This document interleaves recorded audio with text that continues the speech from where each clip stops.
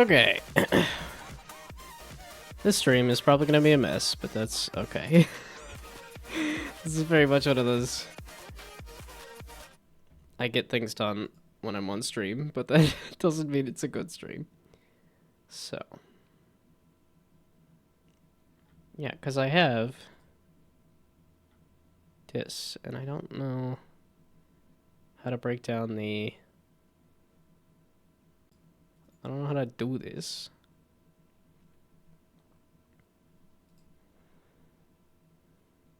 Yeah, because this is parts, and it's like, here's all these expressions. Exactly the same as this one here. And these ones, I'll swap out the standard arm left, so the lower arms here. So if we tie the lower arm layers here, I can show you the other optional arm poses I can do. I've made a talking one, almost like a talking sort of versus expression. Okay, that's different parts for different expressions and things. Which would be great, except I think I'm on the free version and it's not going to let me have that many parts. So...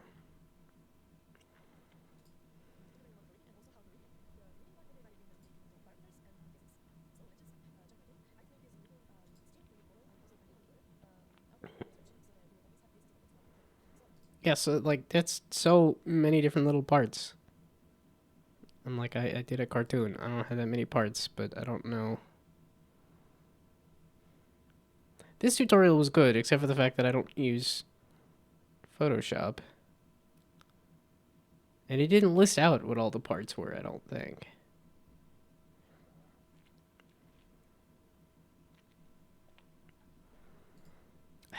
Okay, let's just keep looking at tutorials then.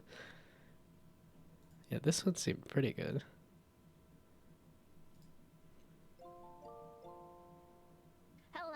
Welcome back to my YouTube channel. Thank you guys so much for the support on the last video. I didn't expect so many people to see it, honestly. I hope you guys enjoy the rest of the series. I'm actually really excited to make more videos. This specific video is just an intro to Live 3D and its tools. I'll be thoroughly going over how I make more expressive eyes. But this video got a lot longer than I expected, so I cut a lot out, and I put up little sticky notes on the screen for more information instead. I try to make it as beginner-friendly as I could, so I do use a lot more simple terminology, so for those that are new can understand a little better. This guide is made more for you to follow along with me while you start reading yourself, because that's how I personally learn better, so hopefully it works for you too. I'm also in no way a professional or know everything about Live 2D, so if you have any tips or tricks of your own, feel free to leave them in the comments. And if you have any questions, feel free to ask them, and I'll try my best to answer. I do use the Pro version of Live 2D. When you first get it, you should have a free trial of the Pro version. After the free trial, you use the free version, which is pretty limited. It can still rig a good chunk of your model. I'll have some tips throughout my videos of how you can use the free version more effectively, but if you can rig your model within a month, you can also just pay 14 USD to use the Pro version for a month. I pay around 90 bucks a year, unfortunately, but it is worth it for me. I also mumble a lot, so I'm putting captions on this video. So without further ado, let's get right into it.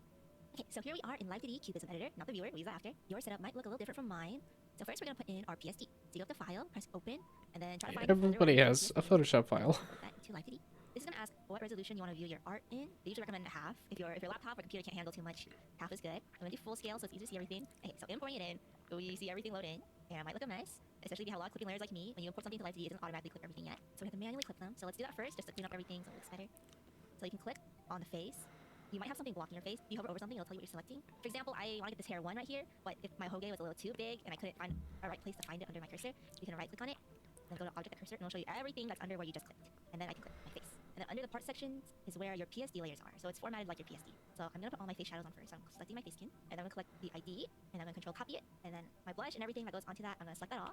Go to clipping ID, paste in the ID of my face skin, press enter, and it will clip onto my face skin. Now you just do that for everything else you have clipped, like the eyes and shadows and such. Okay, once you have everything clipped, you're gonna want to save your file. So you can hit Control S, save, or just go to File.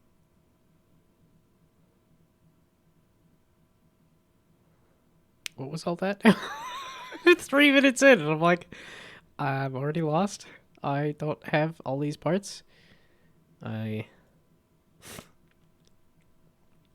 like, I could definitely add. So I'm still stuck about clipping it, which is I'm like, oh yeah, if I did like an eyelid or a pupil that clips, it stays within the thing.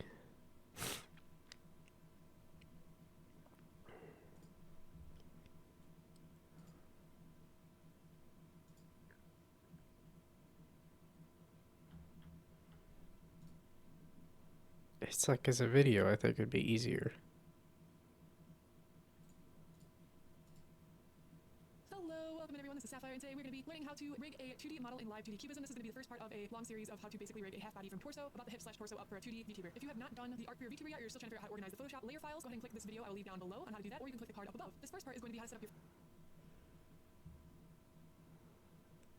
Okay, so this Again, the Photoshop files. I'm like, I don't have Photoshop files.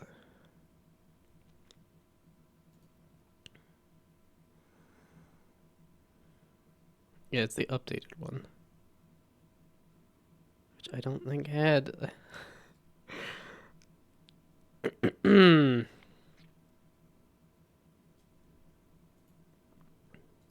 For beginner. I want basic.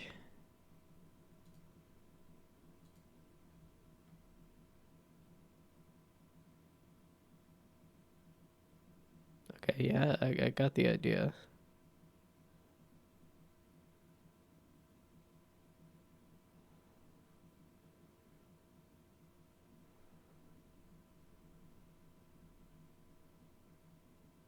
Oh, this is just the pros and cons. Okay, I want to do a full... Oh, okay, this is very beginner, which I like, but...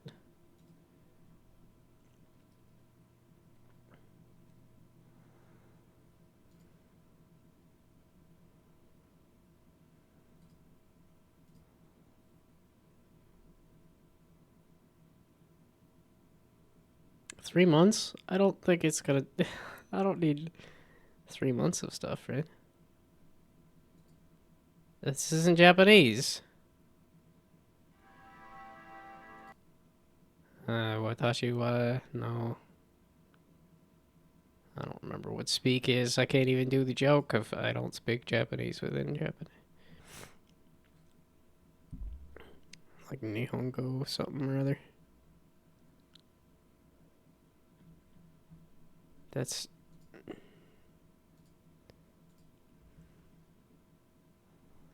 a full tutorial series, and this is Fire. Yeah, this is the tutorial series now at this point. It's all updated and everything.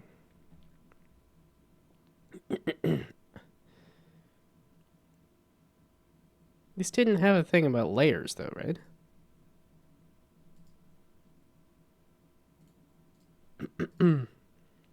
Live 2D is an incredible program capable of beautiful animations for 2D illustrations. You have probably seen several Gemstone, and I am pretty well known throughout the VTuber community for one of my live 2D series I made about a year ago. Google how much does a beginner 2D animator make per hour on Google. You can do this with Illustration, you can do this with using Photoshop in this tutorial, but there is a big list of programs that you can use, which you can check out and find a list of some of those programs in my Discord.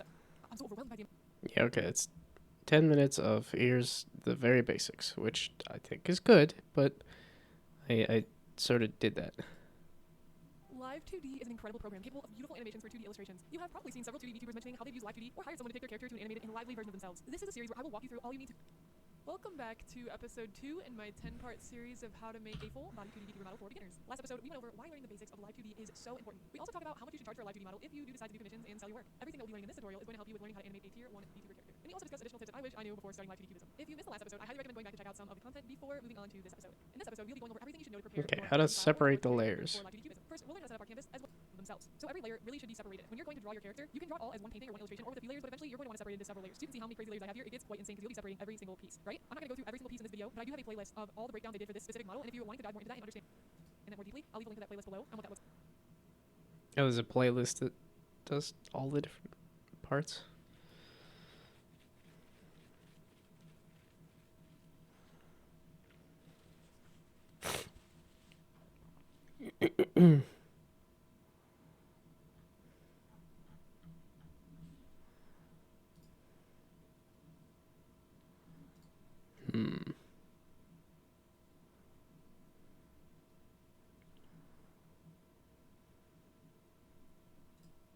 Place, and it should replace the new pieces and update the current file, and you shouldn't lose any of your progress that you've already worked on. So go ahead and click OK. Next, before we do anything else,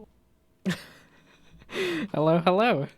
It's like I this is not going to be an interesting stream. I'm just watching tutorials on how to get my little VTuber model in a better spot.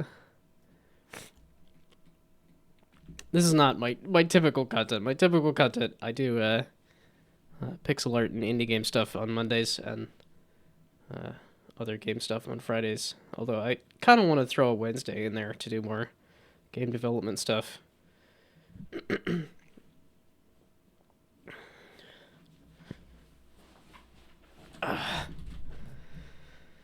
But I'm at the I need background noise while I work. I don't know how good of background noise it's gonna be because, like I said, it's gonna be me watching tutorials and all this. Part of it, I'm like, I've figured this stuff out without a tutorial, and I'm like, well, this is starting to get towards like, yeah, but I think I could do eyelids. I'm like, oh yeah, that might be better than completely deforming the eye, especially with pixel art. But seeing how you are also have Garden Gnome in the name, do you make stuff? Because I'm always curious what other people make.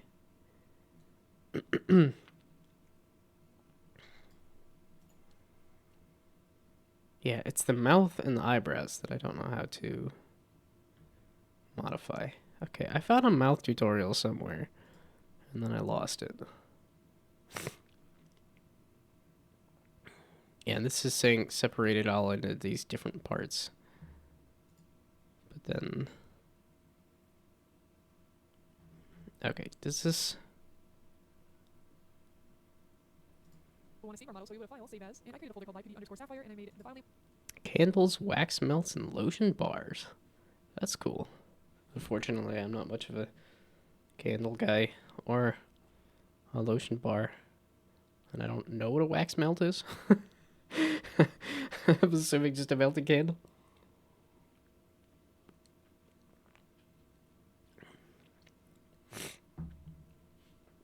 Yeah, I've always seen people do that kind of stuff. Those really cool, like, looking soap bars and stuff, but never been my thing.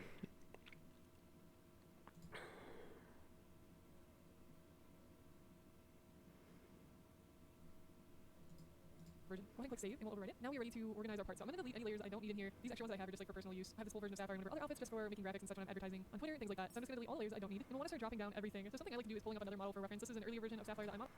Okay, she was mentioning a... there we go. Playlist for layer separation. I found it. A whole playlist for it. Face separation. Okay, there we go. And then, so does this tutorial have...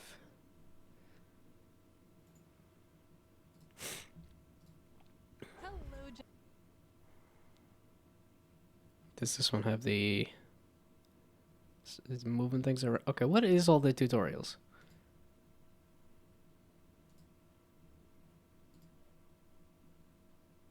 These tutorials, okay, for again, 1 of 2 of 10, 3 of 10, 4 of 10. What is the...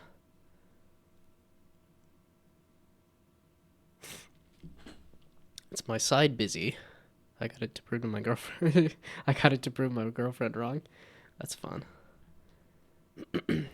Yeah, I really need to figure out a way to like actually sell and market the stuff I have, because I've made so much stuff, but have not figured out a good way to sell it. But seeing how that one of the most recent videos on here was like how to sell your stuff in an art alley, it'd be so much fun. But I gotta like print off the pixel art I've done, and I don't know how sellable it is. But okay, I was again distracted. Well, I don't think this is gonna be a very focus stream anyway. But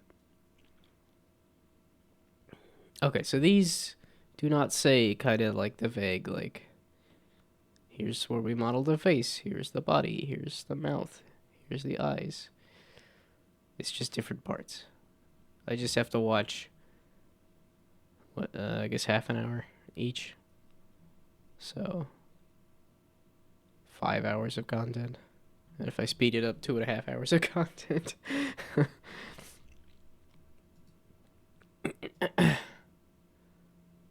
and welcome back to the Sapphire Star. Hello, Gems, and welcome back to the Sapphire Star. Episode 4 of 10. We're almost halfway there. One more episode, and we will be there. Let's go over a little bit of recap. So last episode, episode 3, we brought... Okay, wait, this was model to the... see which part things are assigned to if you get confused. So what we're going to be doing is assigning parts to every single piece of the model. You can also go to the Live2D website, go to the downloads, and download the Live2D sample models if you need to reference them for... Okay, wait, I was doing the layer thing. Where's the layer? There, this one. There, face separation, hair separate. Wow, okay, a whole playlist on how to Hello, separate. Gems, welcome to the Sapphire Star. Today we're going to be learning learning how to put up a face on a VTuber for live 2D cubism. This is going to be one part of a huge series of me showing you how to put up several different types of assets and parts of your VTuber. This one will focus on the face. We'll cover eyes, nose, the face itself, lips, mouth, and yeah, that's what we'll cover in this video. So let's get to it. So essentially, there are two different ways that you can prepare your model. So I'm assuming that you already finished drawing the model at this point, or you haven't started yet. That's okay too. We'll talk a little bit about that. But there's two approaches that I've seen I like when it comes to setting up your file and your model for live 2D cubism. The first way is you can start separating pieces from the very beginning. So once you start actually sketching your character, you can make sure that you're separating your pieces on each layer. So that means you have to be very conscious of every time you do a new piece of the character, you start a new layer. So that's one way that you can do it. A lot of people do it that way. That way is way quicker. It's way better. It's a way more efficient way to do it. However, because I'm a difficult person and because I like to make everything impossible for myself, I choose way number two, which is the way I like it. You might prefer this way as well. Now, way number two is you draw the whole character as if it's a flat illustration, and then you go back in and you use the lasso tool in Photoshop or whatever art program you're using, and then you start separating and cutting out the pieces, and you make all the fixes and adjustments to make a whole piece. We'll explain more about what that looks like later. So that's number two. So there's one way where you can cut it from the beginning, or two, you can cut it after you finish drawing it. So two ways, choose one of those ways, and have that in mind for your approach when you're going to start drawing your character or when you start to set it up for live 2D cubism. So the next step is you want to make sure after you get all of your layers done, and I'm gonna walk you guys through step by step every layer how it works. But I want you to keep in mind if you're working on your character, make sure that you are using a program, an art software that allows you to export your model or save your model, your art file as a .psd. I will have a list up here for you to look at to see if your program is compatible with moving the character to a PSD. Because So okay, so it is very much a use a PSD file. Well, I didn't. I just sort of slapped all this stuff in here. We're just gonna continue to takes the .psd file type. So I will also have an infographic for download in our Discord if you want to join. That will be in the Sapphire YouTube Hangouts right along with the Google Docs that I'll be making for this video to show you all the separation resources there. You can see on this.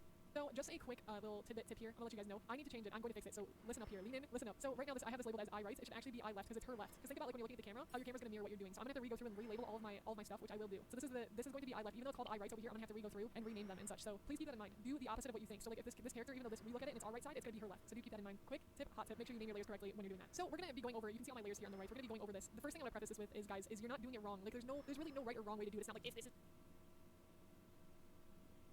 It's like I appreciate all of the extra explanation, but I'm at the point of like. Here. So here's the face folder. We have a folder in our layers called face. First, let's go over I just need the the face structure. This is the first one here. Is your list. face. So I'm gonna pull this layer out so you can see. Again, there's gonna be a Google Docs as well in the Discord if you want to see all this separate from the video. So this is the face layer. It's literally just the flat color. So whatever color your character's face is, whatever your skin tone is, make it just a flat shape with none of the shading, none of the line art, nothing. It's just the face shape. So that's what you're gonna want to have. You can call it whatever you want. I call it face. So we're gonna pull that over here. Perfect. Next we have the chin highlight. So if you want to do a painterly look, I recommend that you separate different like highlights and shadows. So this is just a chin highlight. You see how I laid on top of the model and it looks normal, but then if I pull it off, it looks kind of weird. So this is like the more you separate elements, the more control you'll have. Again, there is no absolutes. It's not. It must be this way. Did I do that? I was like, I don't think I like. Well, and I'm on the free version of Live 2D. Because again, I don't know if I want to stick with this. So.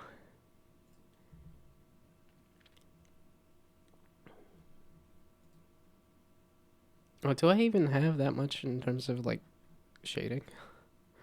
I guess yeah, I have shading here and stuff, but I don't need it that animated. Okay, just tell me if there's like eyelids and stuff. So I could put the chin highlights with the face base. I could have it this way. I'm just going to have less control when I'm in the middle of rigging on live 2D. So you can do it this way if you're gonna have less control. So the more you can separate your layers out, the more control you have, the more animated, the more lively you can make your character. So I separated the chin highlight. I'm still trying out with this painterly. I might have to change some layers later. I don't know if all this is gonna work 100% yet. But again, you guys will see in the Google Doc. I'll make sure to keep that updated so that you have the full version to see what I ended up going with in the final model for this. So next is the line art. Mine is not fully drawn. I okay, wait. There's something about a Google Doc. Because that might be what I need. It's just the list of parts. Because I'm like, what do I need for mouth and eyelids? Or, you know, like lips and eyelids and stuff. Okay, that's that stuff. That's that stuff. That's that stuff. That's the do not see a Google Doc. As a Discord. Okay, I guess I'll just keep. I don't feel like I need the top, so I just didn't draw the top. I'm gonna be real choose because I was a little bit lazy. It's okay. So we got the face liner.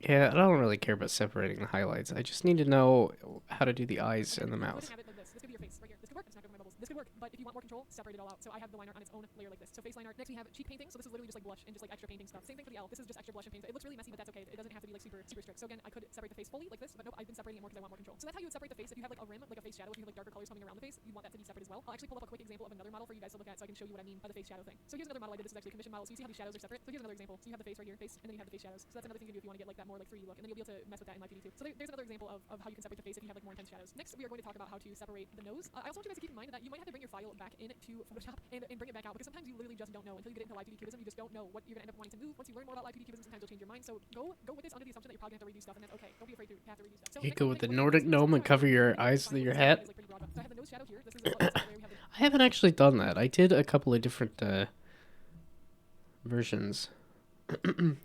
Because I was like, oh, I could just throw together a couple different outfits and stuff. So I did like here's a fancy suit outfit. Here's a sleepy gnome outfit. And then I did like more of a cute outfit, more girly outfit. And then I tried doing it because I was like, oh, VTubers are all anime, right?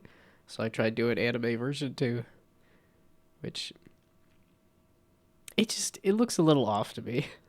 It looks a little creepy to me, and I don't know why.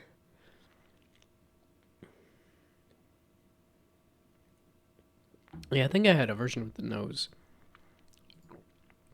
Yeah, and then I got rid of the nose because I was like, well, yeah, let's try to do beardless. It's like beardless just looks a little off. Like I said, this just looks a little off to me for some reason, but now that you're mentioning it, I'm like, I don't think I did a version of like covering up the face with the hat. Now you got me distracted. I wanted to just finish this thing, but I'm like, wait, it's not going to take me that long to just balloon the hat out. And then got a commission done for my candle company, and that look like anime gnomes. That's fun. I don't think I've ever actually looked up the term anime gnome. Like,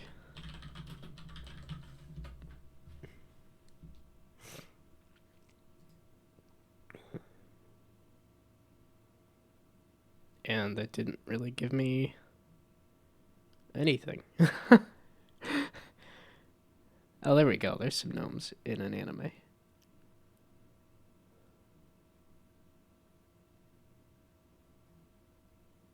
These just look like gnomes, though. This does not... I'm like, it's a this, and that's about it. Huh. Interesting. Okay, I should not. But now, the thought has entered my head. I'm like, oh, I could throw that together fairly easy, right? If I just extend this and... Yeah, I'm also still congested from a cold, so I'm like, we're gonna just stick. Like, this is very low energy. I don't care if the stream is good or interesting. I mean, some of it is I've been trying to focus on making it a little more good and interesting, but I'm also like, I'll just finish the model. I'll get a new model, and then I can focus a little more on making a better stream. Okay. Well, it's all the way down to the nose, right? I guess over the nose, yeah, so it is just kind of that. This is not what I should be doing. I just need to, well, probably more interesting than watching YouTube tutorials.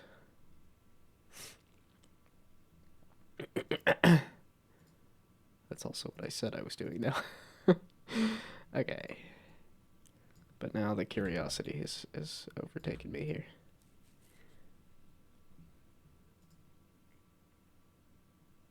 I feel like the mouth needs to disappear too. To hit the proper, like, there we go. I need to clean up the hat still, but I keep making options, and I'm like, I need to get the first thing done, and the model is good. Thank you. You mean the current model or the new one?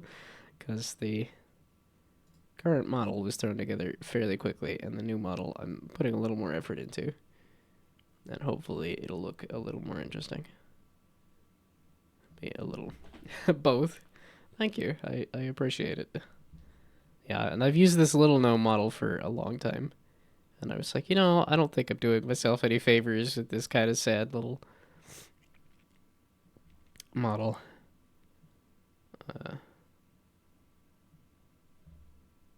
And I was just, okay, if I'm going to be distracted, I'm going to at least...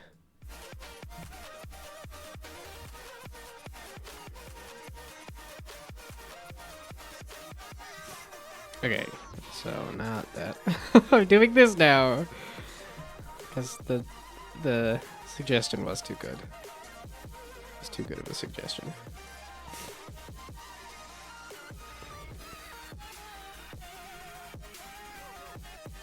Let's just continue to follow the lines. It's always interesting to me because I'm like, I don't feel like an artist. I've done, I think, enough art to really kind of say I am, but just because I focus on games and game development for the most part, I don't feel like I'm as much of a,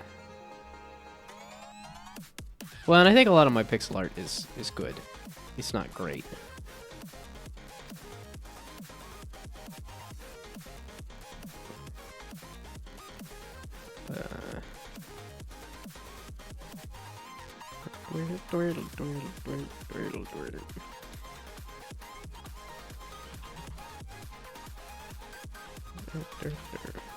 Why did you not?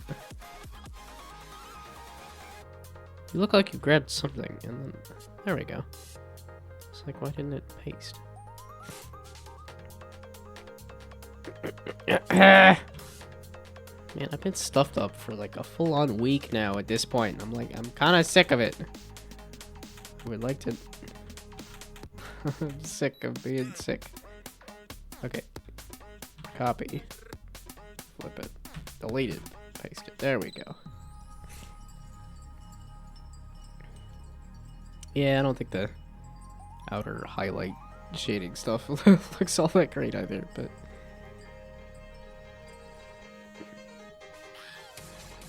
Which is why I stick with very simple cartoon for the most part, but best I could do is stick figures. I gotta remember to glance over at chat now. It's so easy to just get sucked into a thing and to forget, like, oh yeah, there might sometimes actually be somebody in the chat.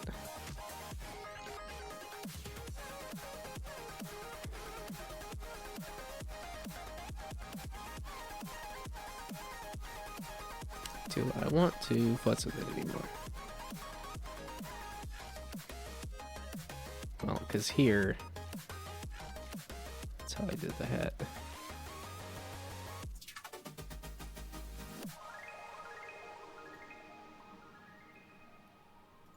Yeah, this is one of those... That's why art is so time-consuming for me, is because I spend forever futzing with a thing. And then I end up just going with my first answer anyway.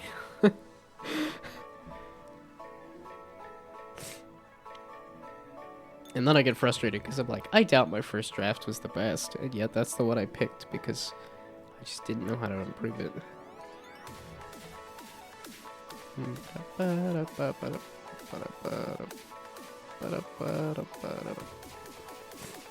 Okay, that's fun. But not what I was aiming for. Also good to know that there's no anime gnomes. Like, really?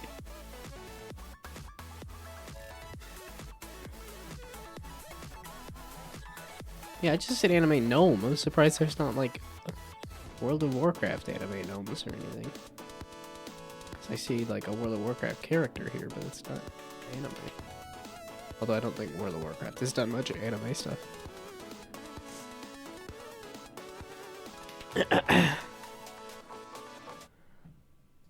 Yeah, I keep thinking I'm getting over the cold and I'm getting over the congestion, and then I start talking and I'm like, oh, no, there's still just so much snot. I think it's frustrating because it moved from the front. It's instead of coming out of my nose, it's going down my throat, which sucks. Okay. I was listening to a list of here's all the parts. Okay. I will check that out later. This seemed to be the one I want. Ridge. So this is like a ridge. I actually have to fix that probably, but I have the nose ridge here too. The reason why this is separate is because when I start turning her head to like look this way, I have to be able to manipulate the bridge separately. You can see my gnomes in go to my site. I'm shocked there's no WoW gnomes, but I did see Final Fantasy 14 falafel. I know it's a lalafel, but I always read it as falafel.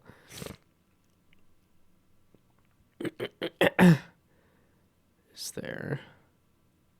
Yeah, it's like if you have a site or something, you're free to link it. Like I said, I like seeing stuff that people make, especially if it's gnomes. Soap is not really my thing, but I do like gnomes.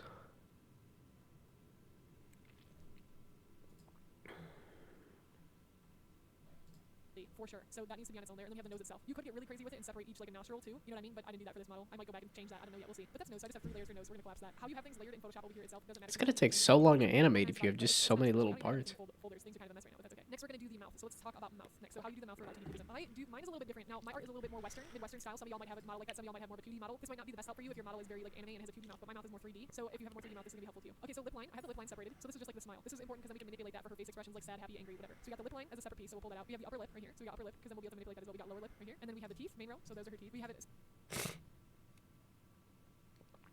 Oh, fangs. I don't know. I didn't do like a. I know that like the flesh fangs or whatever, or fangs on a model, but that's I'm not doing anime anyway, so. Gnomes in shorts specifically. News about gnomes. I did come across a site one time that was like, you can buy a. That's a fancy site. Seasonal jam? I'm like, if you get food and candies and stuff, that is more interesting to me. That's not. Does it say jam? It does say jam, but it's candle and wax melt. Oh, the little, like, tiny candle things. Oh, they're all sold out even. Good job.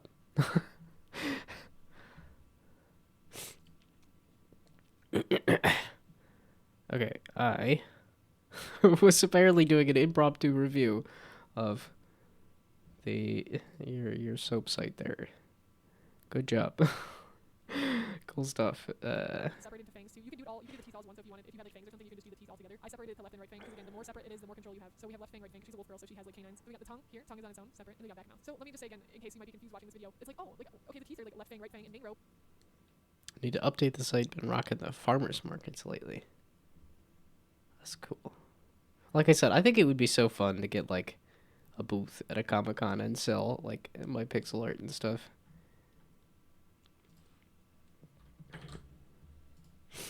But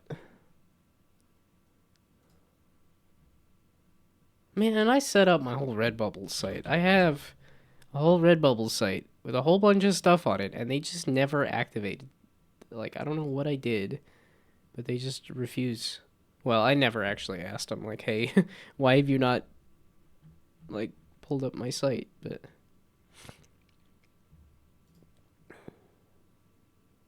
yeah, see, that's the thing, is I have just so much Borderlands art. And it's like, I have so many of these that I made all the designs and I made them all nice.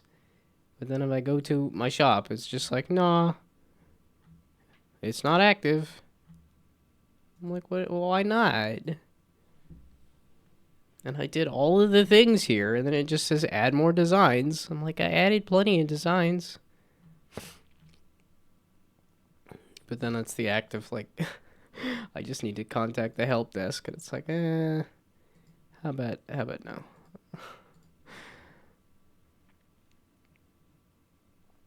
But like, why is the tongue the whole tongue? Well, that's just the way I decided to do it. Like, you can separate the tongue more if you wanted. Like, you can do highlights on their own layer. You can do the tongue line on its own layer. It's really up to you. Like, how much work. But remember, the more you separate your layers, the more work you're gonna have for yourself, but the more control you're gonna have. So. Do I make my art into stickers? That's what I was trying to do here, with the Redbubble. Was, just because I was trying to do Redbubble specifically because they work with Gearbox for like officially licensing Borderlands art stuff. Also because Redbubble does, like, it's one of the more common, like, if you're looking for stickers, you'll find stuff on Redbubble, but yeah, I don't know why. It just says, here's, complete these steps to open your shop. It says add designs. And I click that. I'm like, I added plenty of designs. Like, I have, like, so many things in here. I don't know why they just decided. I feel like that's enough to start up a shop. I just said, nope, you don't get to... No shop for me. Because I thought it was originally, like, I had just not set up the pay stuff. But... Well, and I also wanted to have all these go up live at once, too. It would have been fine to just piecemeal them out, but... Yeah, I should probably figure out, like, an Etsy or something to... I've been thinking about buying a sticker maker and printing out stickers and stuff, just because, like, Redbubble specifically is, like... They... Well... I think they want you to license the stuff to actually sell it, but I don't think anybody does. They've got so much stuff on there that is like fan art of things. Yeah, I just have no clue how many people would want like a I'm thinking something like amphib, like the cartoons I have and stuff, but I'm like, if I don't know if anybody would want something like the Eternal Cylinder. Like indie games, I think would be pretty niche, but hey, it's a funny fencer. Sticker Mule is good. Well, and is that one of those? Because I'm like, I could do like an Etsy, and then like just make and ship.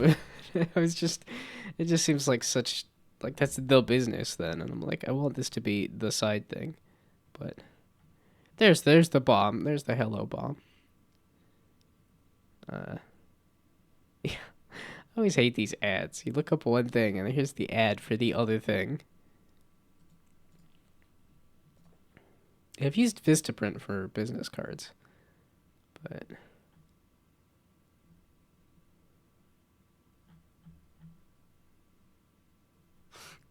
that's why I wanted to go with Redbubble, is because it does everything for you. It's like you don't have to, like, you put the design up on there and then they'll turn it into whatever thing and sell it for you and stuff.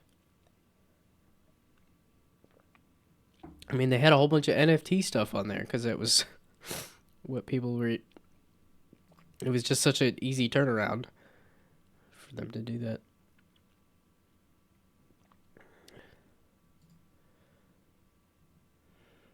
Okay, but that lip line, upper lip. Okay, at this point, I think... Does it mention eyelids? Okay, there's all the eye stuff.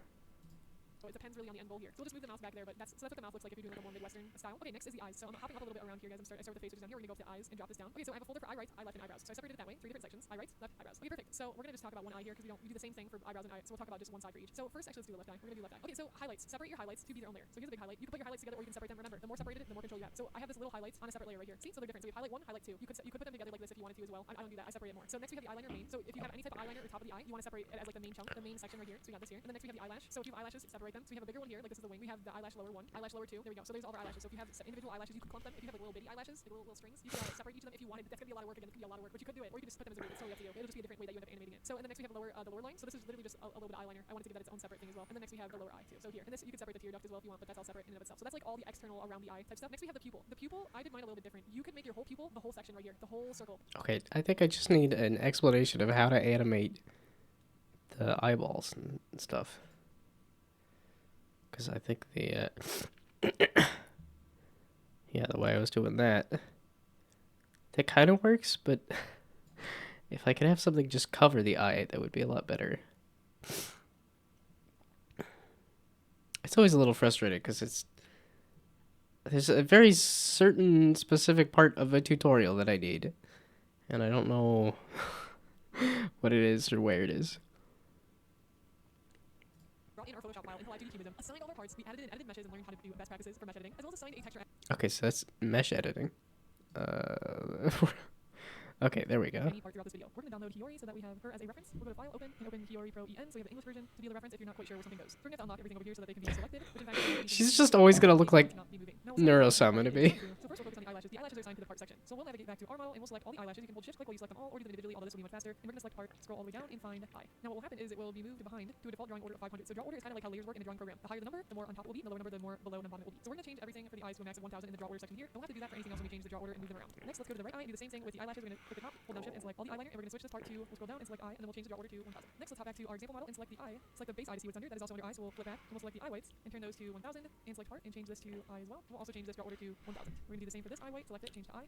Okay, that's layering. Next, let's go back to Yori and check out where the iris is, and the iris and the eye highlights are actually all on eyeball instead of eye. Go back to our main eyes and we're going to select, just make sure everything's looking right with your draw order, and you can always go back to your Photoshop file to check for reference. Once I'm through with a folder, I'll usually close it up so I know that it is done. The eyes should be done, and for the eyebrows, we're going to move them to the brows. And then of course we'll put these on top with the 1000. Next, I'm going to go to the face gems. I'm actually going to attach. Oh, I guess I didn't double check what the eyebrows were here.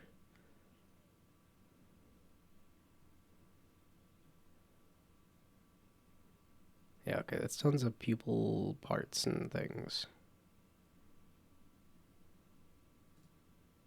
On one of our YouTube videos the other day. Thankful they said, I don't have eye whites. What am I supposed to do? I don't understand how I'm going to move my eyes without the eye whites. So we came to this conclusion that they can just make an eye white that is 0 opacity. Yes, live 2D cubism does take lower opacity. You can lower the opacity itself in live 2D cubism as well. Live 2D cubism does not take special layers. So if you're in Photoshop and you have like a multiply layer or like an overlay layer, live 2D cubism does not take that type of special layer format. You have to flatten it down. So keep that in mind too as well. That's a bonus tip. But you can use special layers in live, or you can make special layers in live 2D. Oh, there's the brows part. If your character doesn't have eye whites for some reason. So next we have the eyebrows. Simple as literally just the eyebrow. Again, if you wanted to, I guess you can split it more. I wouldn't. I don't think that's really necessary. Eyebrow is just by itself. You could like split like by one fig and split these little hairs to be your own too. You don't.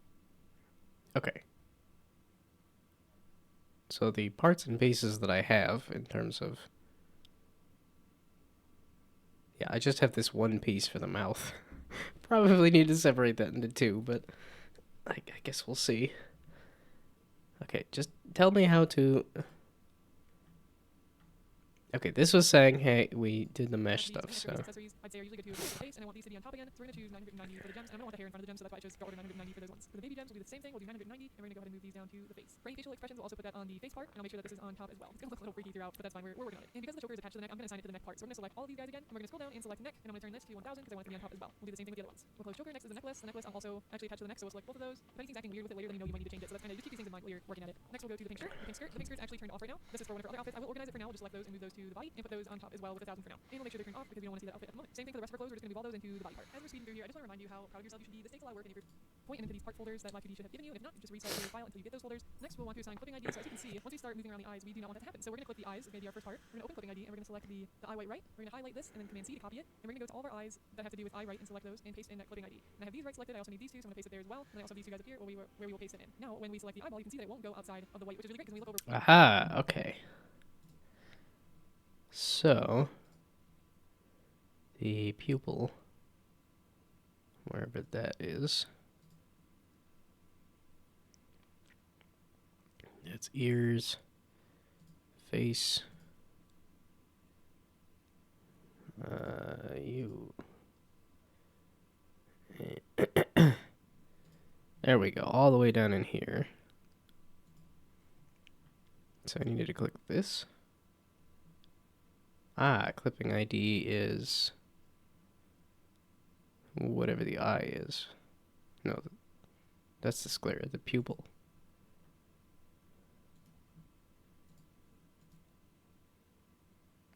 So its ID.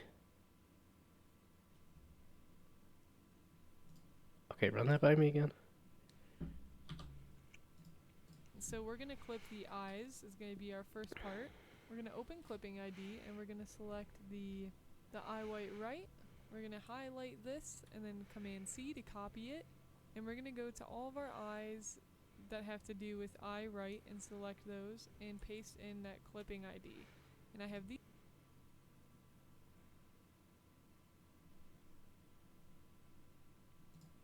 Yeah, we set that just the ID there.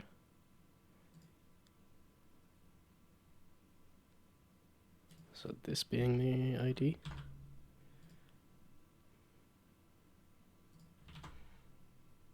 That's... What did I just do? Okay, you, and you, and then you, and you. So then if I do you, if I grab the pupil Hey! Neato. Okay, well, it's definitely good to have. Was not top priority, but...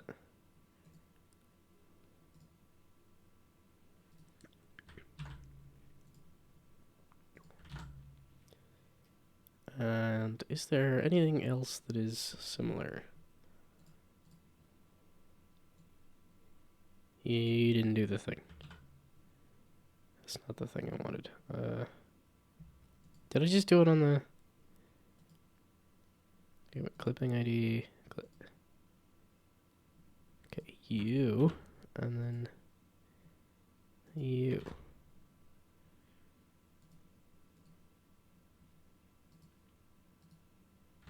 You. Save it?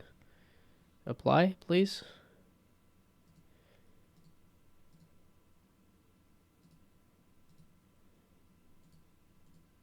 There we go. Weird. Okay, so now if I click this and I'm moving around. Okay. So that's a small improvement. I don't think anything else actually needs to get layered like that. Just because I have so few things. These right selected. I also need these two. So I'm going to paste it there as well. And I also have these two guys up here where we will paste it in. Now, when we select the eyeball, you can see that it won't go outside of the white, which is really great because when we look over, we don't want that to be poking out. So we're going to do that with the other eye as well. Next, we'll select the eye white L, and then we'll go to all of our L eyes, highlight those. We're going to copy the clipping ID from there, go to all of our L eyes, and paste in that clipping ID, and same for the other L's in here. That should be everything, and then we can go ahead and test it by dragging it around. Perfect. That's good to go there. And the last part that I'm going to do for mine specifically is the constellations. I want them to be clipped to all of the back here. So we can actually select multiple at once. So I'm going to select this back here, and then hold down control and click that back here. And to give you the control that you can have. So you can select your whole character or click control A to make sure that you're selecting everything. And here is an auto generator, and here's if you wanted to do a specific piece manually, but you want to select something individually if you're going to go in and do it manually. I like to start with the auto as it does a pretty good job with the start. You can deform with a littler amount or a heavier amount. This depends on how far you want to customize your model and how you're taking it. You can try experimenting with both, but I'm going to go ahead and do little for this one. Once it selects it, it may take a few moments. You can click add. Once it adds it, you can see how there's a lot more dots now in here covering everything. Now let's talk about a few pieces. And again, that's run that by me at regular speed. Learn about generating mesh. This is really important so that you can animate your VTuber or your character to look the way that you want and to give you the most control that you can have. So you can select your whole VTuber or character or click Control A to make sure that you're selecting everything. And here is an auto generator, and here's if you wanted to do a specific piece manually, but you'd want to select something individually if you're going to go in and do it manually. I like to start with the auto as it does a pretty good job with the start. You can deform with a littler amount or a heavier amount. This depends on how far you want to customize your model and how you're taking it. You can try experimenting with both, but I'm going to go ahead and do.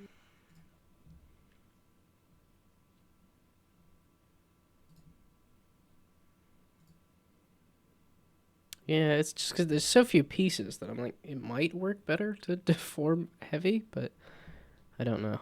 I should probably just standard. Wait, is it? Little for this one. Once it selects it, it may take a few moments. You can click add. Well, we'll just follow the tutorial for now. No, that was standard, not little.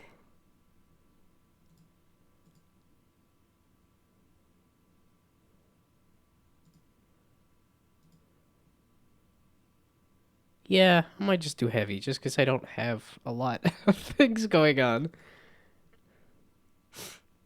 Okay, so now this might actually let me deform the beard in a way that makes sense when I do this. Because that's what I was wanting to do earlier. Okay, not everybody. And then give me the beard.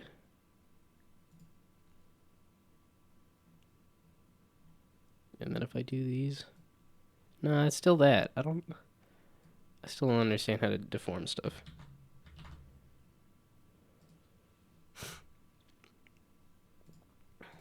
Once it adds it, you can see how there's a lot more dots now in here covering everything. Now let's talk about a few pieces that could be a little bit better or how you would edit the mesh to make it smoother. So for the eyebrows, we're going to go into the manual mesh edit, and it's going to go ahead and isolate it. We have a bunch of tools down here that we can use. So to erase the dots, you can select this eraser tool and just click and drag. This little plus pen here is to add points. This is to take away points. for the eyebrow, you'll want to create a straight line with evenly spaced dots through the brow to get your best chance once we are editing it. Next, we want to go up, make sure you go well above the mesh, and start creating triangles. Triangles are a really great way to keep the mesh even and so that it will deform nicely. So we'll do the same down here. I'm going to bring mine a little bit further, and then we can connect both rows. And if you wanted to move them out or space them,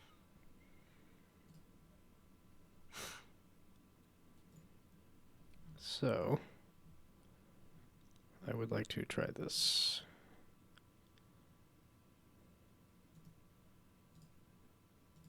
How did mesh edit? There's a button, right? Oh, or that. Yeah, I could probably do a lot more for this. So, the button was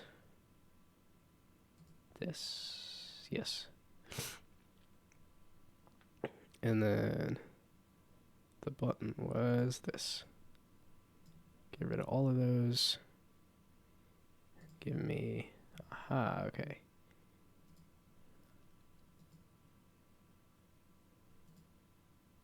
Yeah, I want fine detail for the brow, ideally.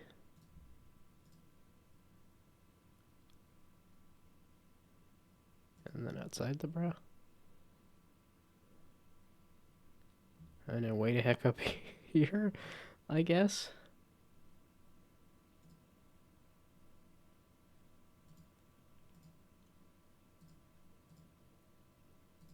Again, this is just a first try. Well, let's say it's a first draft, and I say that with everything. Then it becomes the final draft.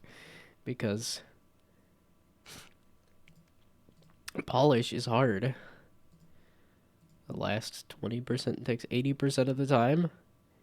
Ain't nobody got time for that.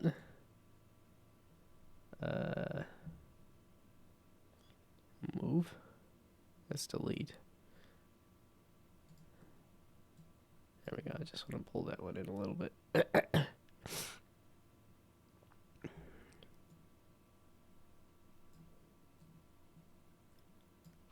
Something like that. Man, I know it doesn't come out for good audio to be constantly hacking and coughing, but I'll feel better one day. Okay, I don't need to be connecting this just yet. Give me this.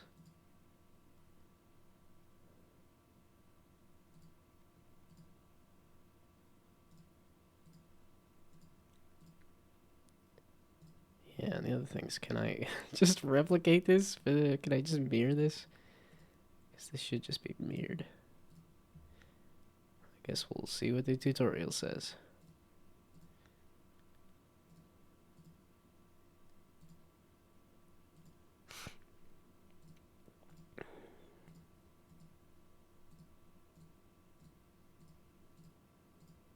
We'll see if this deforms well at all. Or not. Because this is looking kind of rough, but I don't know what I'm doing. around, you can select the arrow key to click and drag and move the points around. Alright, then you'll click check mark, and this will make it so it's easier once we go in later, and we'll want to do the same exact thing to the other eyebrow. Another one that would be a good one. Oh, I don't have the power of editing. Dang it. I have to manually do it? Okay. Boo, hiss, boo. Okay. Well then, back to the music.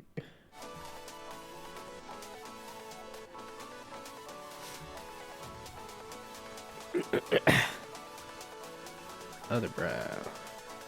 Yeah. Why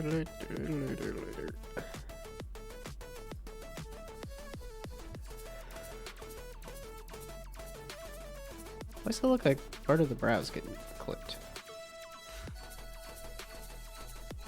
Okay, and I want you, and then...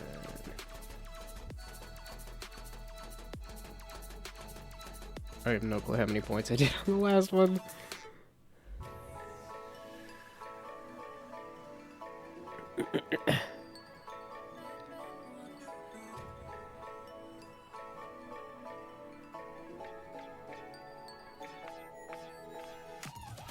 Yeah, and this is the part where I need to figure out how to do bits and banter. What have I been up to? I had a pretty good day at work. I mean, part of it was just sort of... instead of programming, it was just editing a Word document to, like, it was an auto-generated document that did not generate correctly, so there was just so many weird typos, and, like, the spacing on words was just...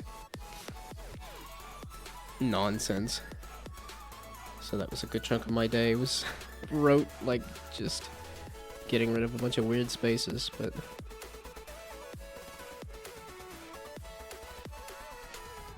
at least doing manual, like, at least it's easy work. It's time consuming and boring, but it was easy work at any rate.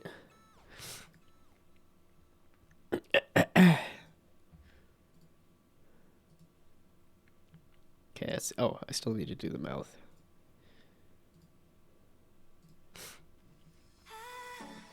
Let's see, what else was I doing today? Yeah, I actually had a coworker helping me with how to actually start programming stuff, which has been nice, because that's...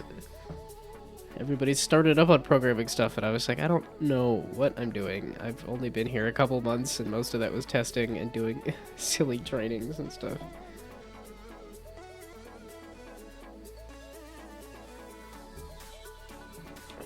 So it was kind of nice to learn how to do stuff today.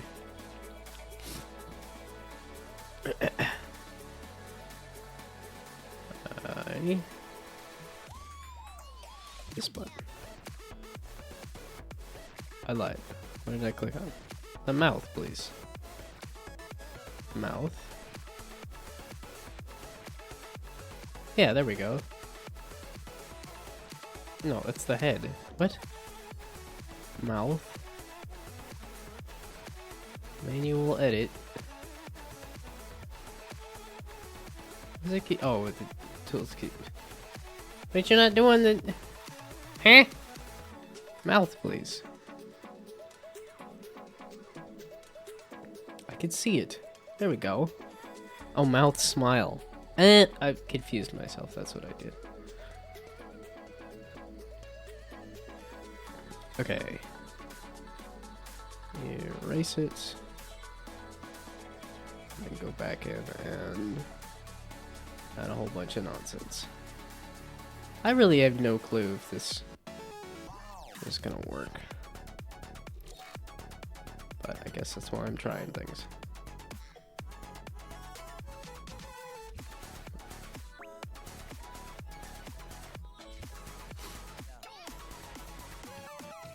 What else was I up to today?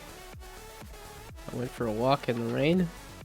Except I didn't, because the storm it just blew away. I was driving back in like a ton of really wet, like it got pretty heavy on the way back, and then I drove like 2 more minutes and it was all gone. It just disappeared. It was all gone. So when I went walking around the block, it was just wet. It wasn't actually like raining. Which is a little bit of a bummer, because I actually like rain. It was not something I got much in Colorado.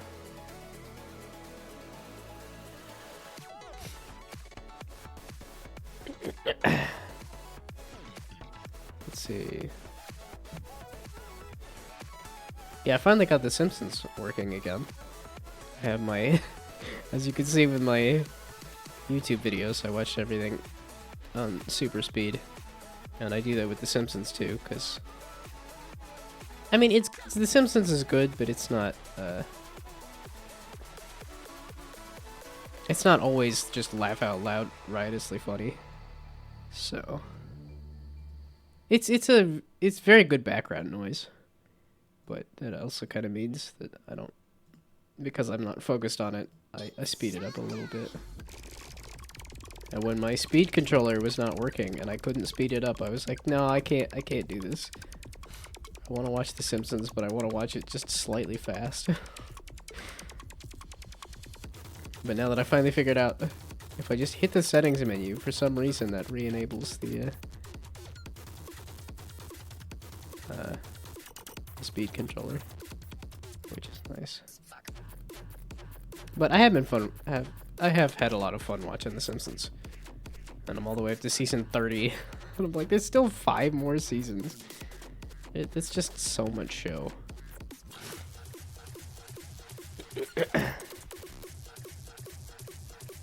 It really works out as a good, like, just turn your brain off and, like, put something on and watch something, though. That's what I've enjoyed about it.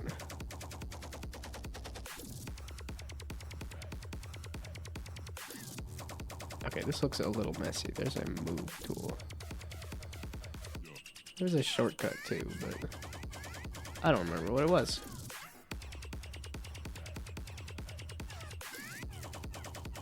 I don't care. It's over there. Okay, the 2 things that I really wanted to... It's definitely spring. I got bugs showing up on me.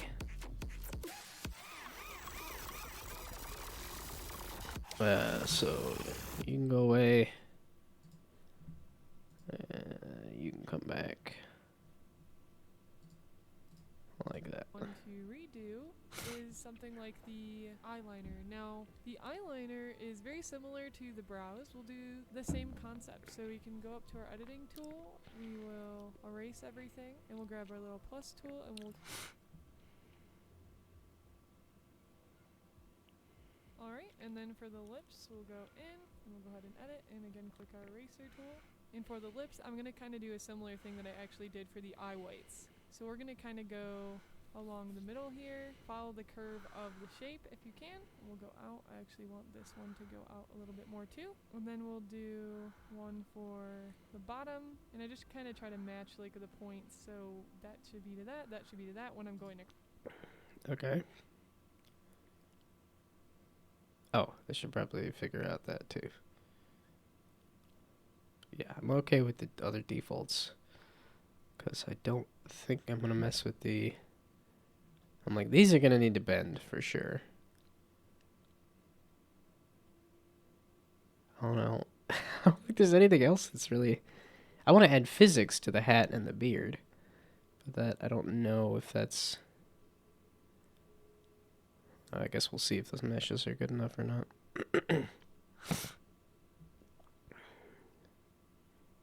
So, probably just texture atlas at this point.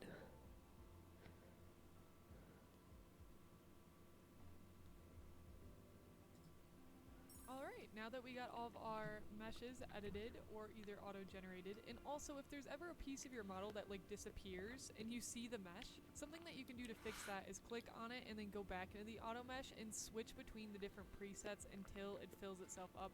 You can also mess around with some of the numbers in there until you get the pieces to appear again. Alright, so next we will create a texture atlas, which is this button right here for our textures to lay out onto a flat plane. You can leave this as a default name or name it something specific, and then for the width and height you can choose any of these numbers you think will fit. I'm going to choose the big... I didn't think about eyelids. I just was deforming the eye. I guess I'll see after the fact. Whether I want eyelids. This is probably going to be no bottle V6 is what I'm going to finish with. But, or more. But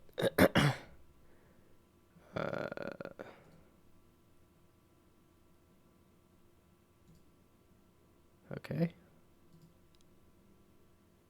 Then that size, I guess. I don't know. Biggest number because I know that my model has a lot of space to work with, and I'll give you a better rule of thumb once we get in here, but this will take a while to load, so again, you may want to take a break or walk away from your PC. Alright, once everything is loaded in, the first thing to check is to highlight all the pieces in here and make sure this... Well, it said... give me the pop-up again. 2048, okay. 2048. I suppose. Is it gonna pop up with a loading bar?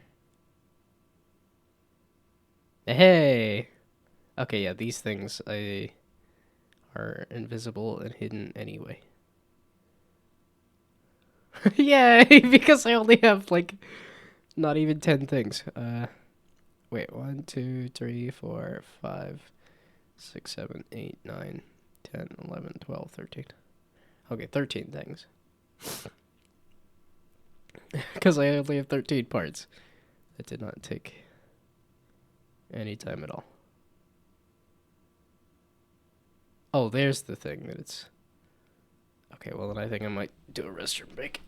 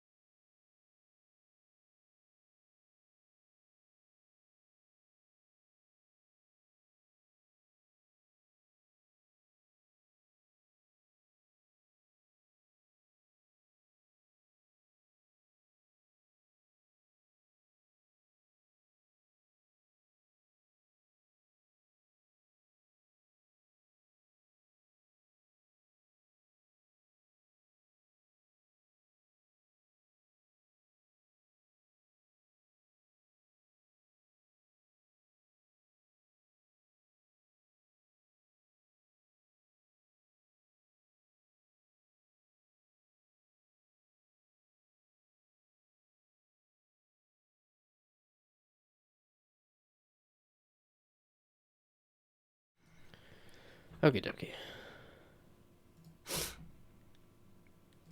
Scale says 100. If it's not, you want to go back to where you were choosing the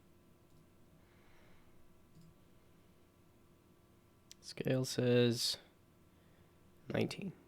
That's not anywhere close to what I want. Okay, so I think what needs to happen is those invisible things are clearly still visible.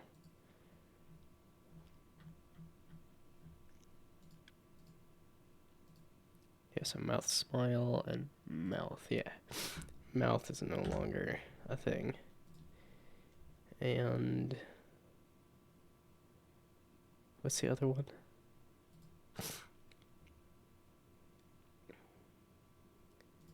Ah, shoot.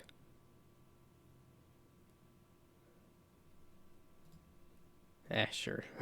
Okay, this. What is this part? It's clearly not there anymore. Oh, the brow.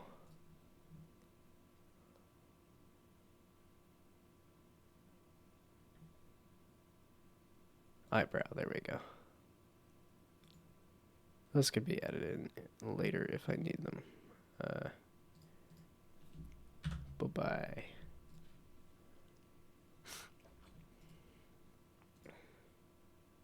There we go. Can I redo this?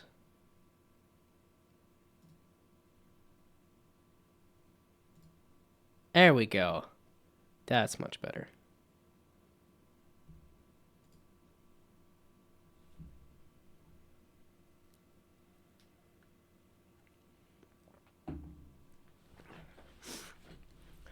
Well, it's definitely a lot faster when there's not a lot of parts.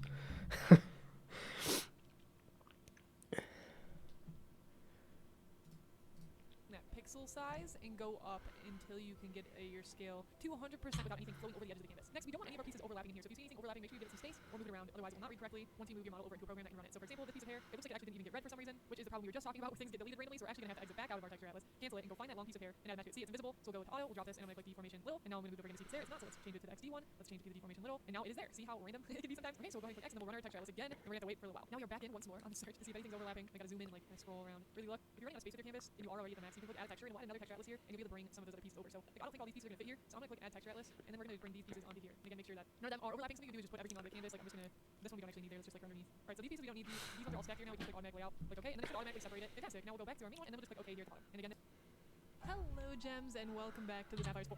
Hello gems, and welcome back to the Sapphire Star, episode 4 of 10. We're almost halfway there, one more episode, and we will be there. Let's go over a little bit of recap. So last episode, episode 3, we brought in our Photoshop file into live 2D cubism, assigned all of our parts, we added in edited meshes and learned how to do best practices for mesh editing, as well as assigned a texture atlas to all the artwork so our model could be textured. In this episode, we're going to be starting to add warp deformers. You're going to learn about rotating warp deformers, regular warp deformers, so that we can begin animating and moving our 2D art. We're finally going to move our character. We're also going to be bringing in this episode, once we set up all the warp deformers, we're going to be bringing the eyes blinking, we're going to be bringing the eyeballs looking around and moving when you look at different things on your screen, and we'll also be bringing how the mouth moves. And at the end, we'll do a test with the program called Vtuber Studio to see how everything is working. Alright, let's hop into it. Awesome, we are back at it. So the next piece for us is going to be to organize our warp deformers.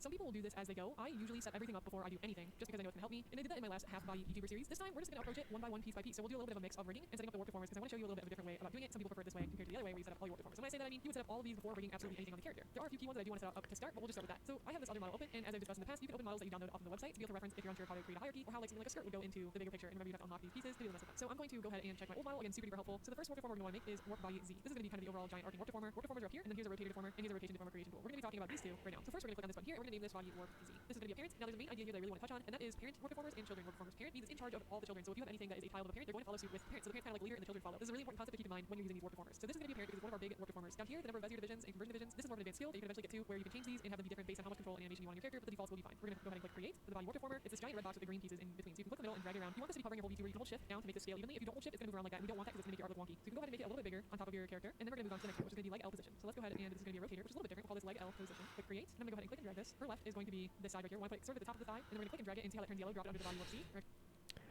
Like, I don't need all of this. I have so few pieces. And I figured out the warp deformers and stuff.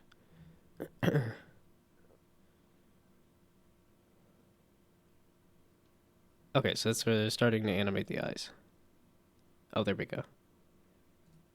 All mine in one for now. You can separate yours as much as you like. I'm just going to move those down into the lower dots. And we're going to get this warp deformer hold. Remember, Alt and Control. Move it down, Alt and Control. We're still holding it to make sure it's not messing with our pieces. And we'll just go ahead and have that control all that. And I'm also going to drop the starlight light into that. And we'll just make this a little bit bigger to cover some of those extra red areas. And I went back to the left eye. And it looks like my warp deformer is way too big. So I'm going to go ahead and make this smaller. Again, we're holding Alt Shift. We're going to move that and make it about the right size. Perfect. And then we'll do the exact same thing for the other eye. But I'm going to leave that speed paint out of this video for the sake of time. We're going to start with moving the eyes because that's probably one of the easiest things to animate. First thing we'll do is make sure you have the parameter tab selected on your right side. We'll create a folder by clicking the folder button there. We'll call this folder eyeball. We're going to select by holding down Shift both of these and click and drag them into the folder, and then you can click on the folder to open it and see them again. Now the first thing we check is that we have this point moving all the way up to 1 and then -1. We'll check the same one. They're ready to go. Next what you'll do is click on eyeball X, select it so it's grayed out, and then we'll drop 3 points. This is going to be dropping keyforms. This is going to help us animate our character. We'll drop the 3 keyforms, green signaling that it is the current active keyforms. You can click and drag to left and right, or you can right click and snap on the keyforms. We're going to right click and snap to the right, and because this is X, as I said, X is going across horizontal, we're going to hold down Shift, and we're going to click the green center and move this to the right. Now you can see that both pieces aren't moving with my eye, and that's because they're above the eye positioning. We want to make sure it's a child, but the eye position are. This is a good example of when something wouldn't move if it wasn't set up correctly. So we're just going to click and drag it under eye position R, go back to it, and now that we're on the right, we're going to pull it, and now we can see that everything we need is moving correctly. So let's go ahead and click Shift, hold Shift, keep it down, and we'll move it to the right. We don't want to go too far because I don't think your eyes go maybe that far. This is what it again helps to have a mirror in front of you to see how far can you actually look to the right. Maybe like take a picture of it, and we'll just stop it there. And we're going to do the same thing with the left eye. So we just drop that these keyforms on this warp form, the eye position right. Now we want to go to the eye position left. So let's open that, go to eye position left, and it looks like I don't have it set up completely correctly. So it looks a little wonky right now. I'm going to hold down Control Alt again to make sure that we can get this right. And let's make sure that's good to go. Fantastic. So see how these are all white now? The 3, then to drop them and snap to the right by clicking right click, and these are children of the eye position now. So now warp deformer, move the drag the keyform back and forth to see is that left, and move the left up, move that way. So now we have them looking left and right. Ooh, eye position L, we drop the 3 points onto eyeball Y. We're going to snap and move around as crazily. It's more locked into place, otherwise you can move it freely. So holding Shift just tries to keep it a little bit more organized if you need to be more precise. So we'll go about here, and then I'm going to go to the left eye. Now you can see how this is moving, but I didn't drop my 3 keyforms, so I didn't do that right. So now I have to snap back to the middle, drop the 3, and then snap back to the right point with right click, and then drag the eye up and have the eye looking down, and then we'll go to the other thing up. Fantastic. So next you just want to check and make sure that the Y is moving your eyes up and down.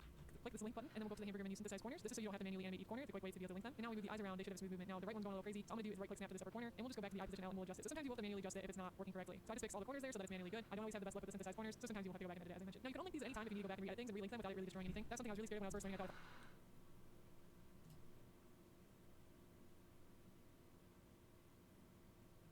Did I have eyeball X? Yeah. Did I not do eyeball Y? Yeah, I did eyeball Y.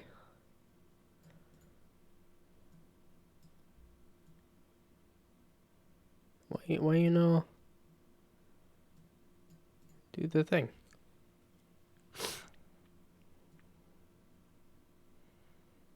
I mean, that looks perfectly fine to me, but...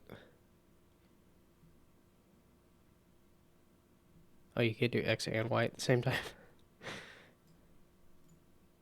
Okay, that's probably what the whole... Wait, so if I open my old model, can I... No, I'm clearly looking down and to the right there.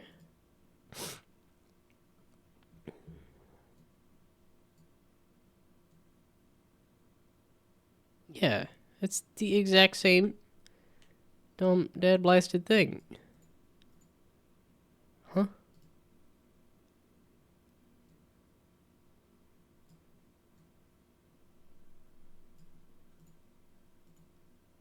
Why did that overwrite it?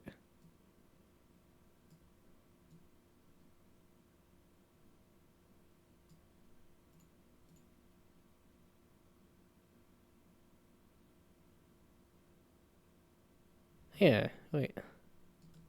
Because if I do all the way X there, and then I do all the way Y there. But if I do all the way X there, and then I do all the way Y there, it doesn't do anything. Dadgummit.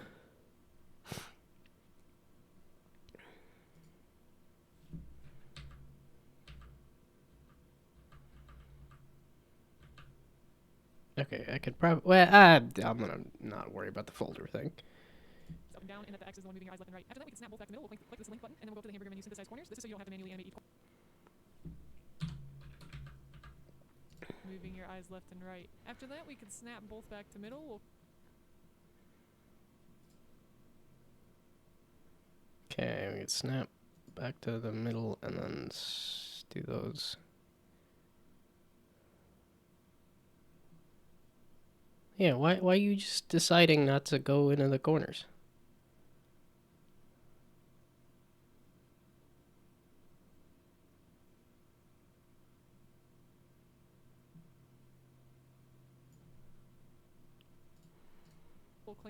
click this link button, and then we'll go up to the hamburger menu, synthesize corners. This is so you don't have to manually... Well, maybe I'll just go to the hamburger menu and hit synthesize corners so that I don't have to manually...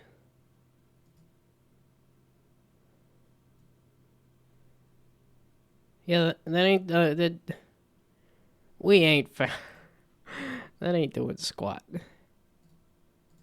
manually animate each corner. It's a quick way to be able to link them. And now when we move the eyes around, they should have a smooth movement. Now the right one's going a little crazy, so I'm going to do is right click snap to this upper corner, and we'll just go back to the eye position L and we'll adjust it. So sometimes you will have to manually adjust it. Well, I guess I'll have to manually adjust it.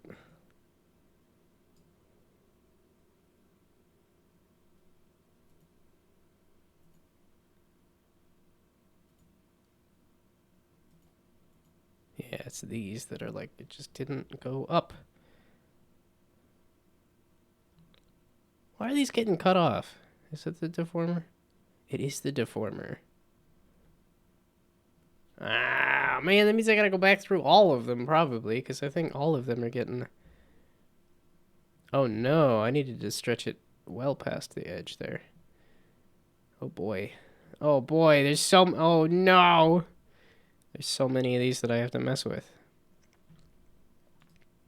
Okay, well, we're gonna put on some music.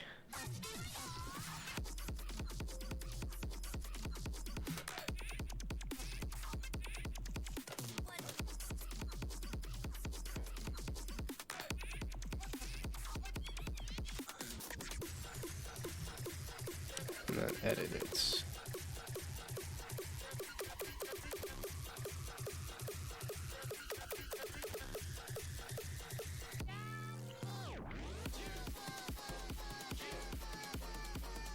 Okay, so hopefully... Yeah, there we go. So now I just gotta do that for literally everything again.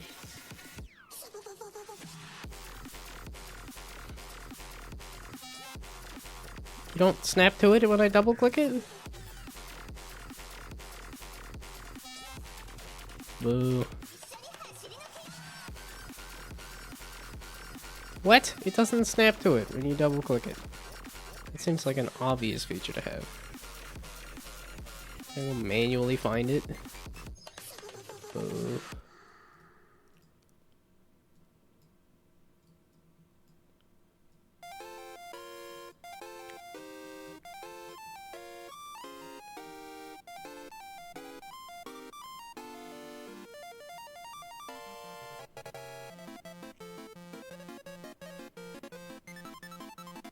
This isn't a Kirby remix, is it? This has some major Kirby energy. No.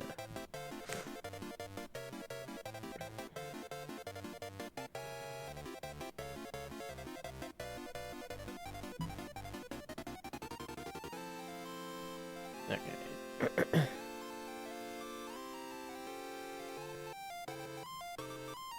Yeah, and then I gotta have to manually go to each of these. So I can't just double click it.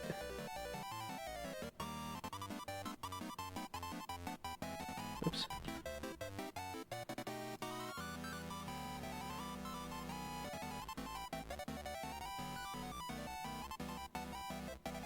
Okay, this is definitely back to... What have I been up to? I started up Kingdoms of Amalur again. I was a little frustrated because I wanted to buy Unicorn Overlord, and then I don't know if it was my Switch or my card or what, but it just would not let me purchase points to purchase a game. And then I was like, I have Kingdoms of Amalur on my Switch, I'll play that again. I love the absolute heck out of that game. Especially because there's a DLC, there's a new DLC for it that I have not played. That they made a while back. Which is kind of crazy that it got another DLC. Because the game's old. Wow. Their best guess on deforming that pupil was not good.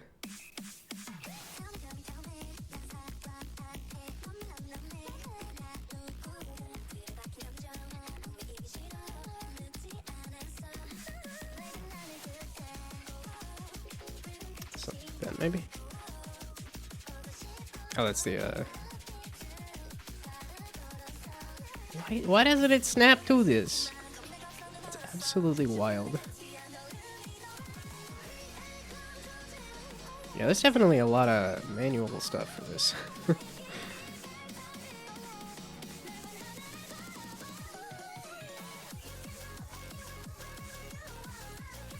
But I think there's a lot of art things that are have a lot of tedious stuff like this. And I know that's what AI art stuff is trying to solve, is getting rid of some of this tediousness. But it's also just kind of automating the entire process, which is not great for artists who actually want to do art. Why was that so far?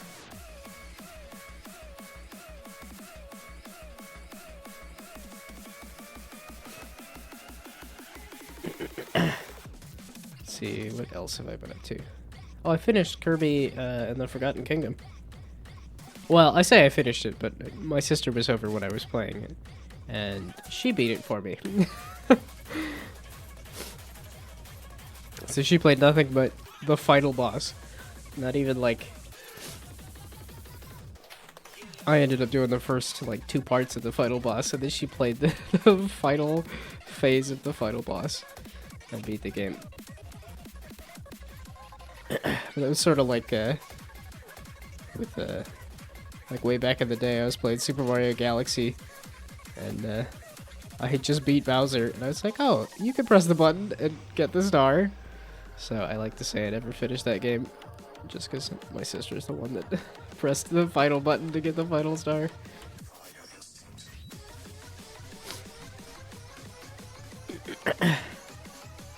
But yeah, Kirby and the Forgotten Kingdom is...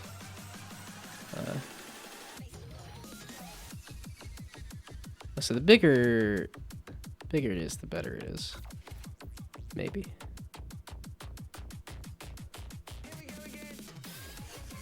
This almost looks like I just need more points. But yeah, Kirby and the Forgotten Kingdom was pretty easy for the most part. I mean, seeing how my sister was able to beat the final boss on her... I mean, it took her a couple of tries, but she had not played the game before that.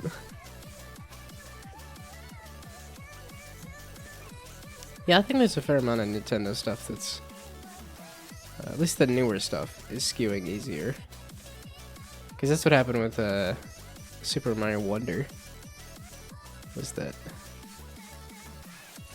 Well, that one was a little bit of an odd one for me, just because it was...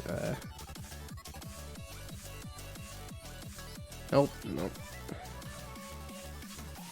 Okay, stop selecting that.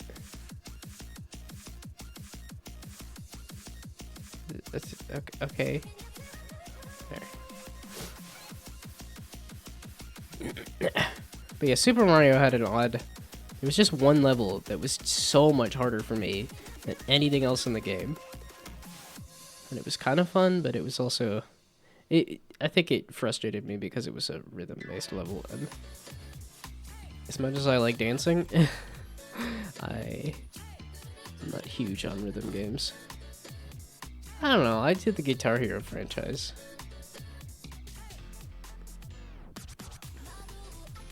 I don't go out of my way to play rhythm games, though, that's for sure.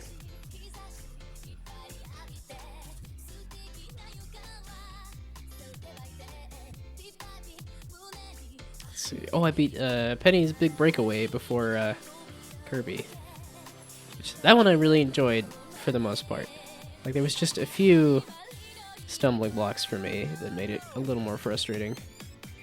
In terms of, like, I wanted a lot more shortcuts and stuff. No, or not shortcuts, checkpoints. I wanted a lot more checkpoints.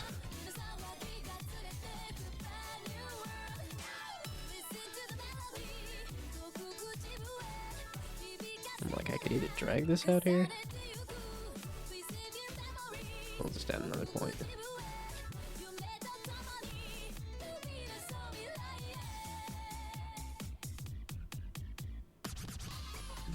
Man, it's kind of odd that every single one of these is having little bits of clipping issues. Funny how watching a tutorial is actually helping me to properly get this stuff set up.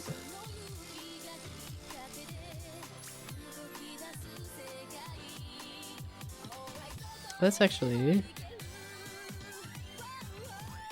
I thought these bits here would have been cut off.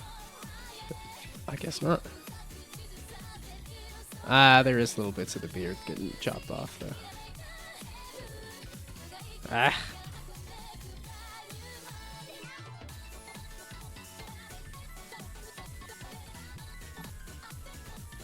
Yeah, I guess in most cases it wouldn't matter to have every little bit of the image, but...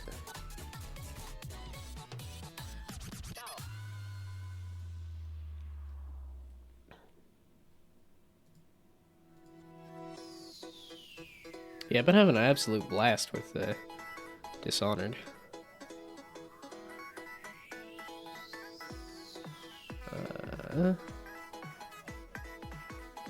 Hide this. There we go.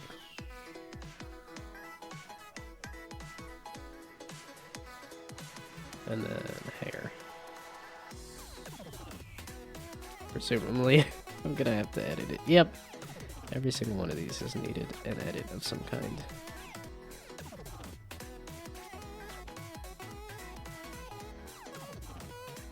It's a little iffy. I'll pull it out just to make sure. Yeah, so like I don't want to take a fine-tooth comb to every single piece. Although, I don't have that many pieces. Probably not a bad idea to do that, but... As I said earlier, 80% of the work takes... Or 20% of the work takes 80% of the time? No, too lazy for that. So... Hide everybody, pretty much.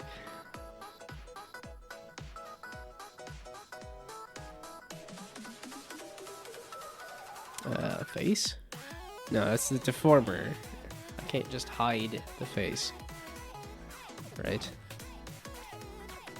Yeah, it's just the deformer of the face.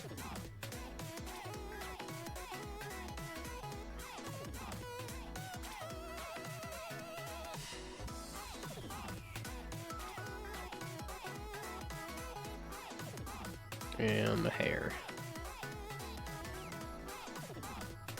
There we go.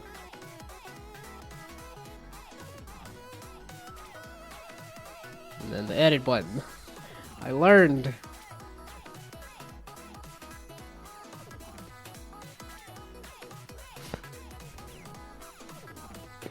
Man, I do need to think about getting a new mouse. Or, I don't know, they might be able to just repair the scroll on my mouse, because it's been kind of dead for a while. It works, but it's a pain. While everything's hidden. Oh, there's just ear and body left anyway. Yeah, these looked fine. These looked like they...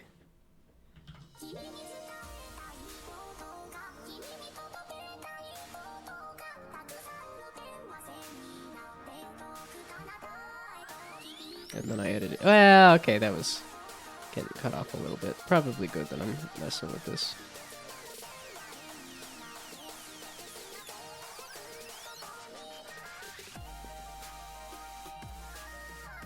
I mean, I haven't listened to, like, properly listened to Hatsune Miku in a long time. I've just listened to remixes of Hatsune Miku. Man, I remember that in college. I remember doing a presentation on Vocaloids. And I haven't listened to Vocaloids in forever. Kind of a bummer. Probably something I should look into. Although, I think the voice synthesis is big business now. I think Vocaloids have pushed it along, but I don't know that... I think Robo Voice is a little less appealing nowadays. Either that or there's a lot better Robo Voices at this point.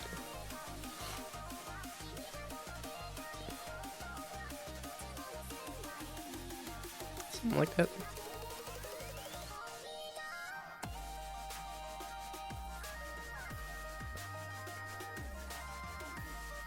No, we gotta hide everybody. Might as well. Okay, ears can hang out. They're not hiding. They're not sitting on top of the body at all. Still have not figured that out.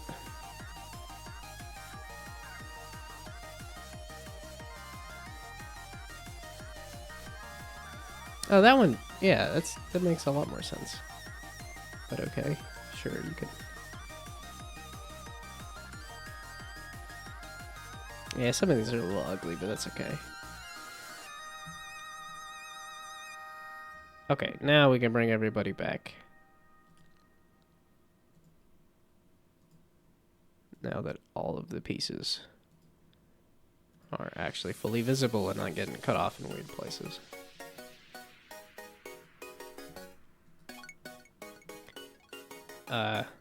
All of the pieces. How did I miss some of these?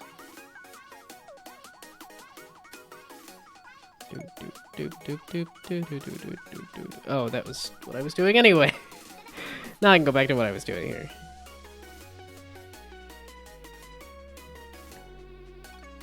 It's just the X is completely overriding the Y here.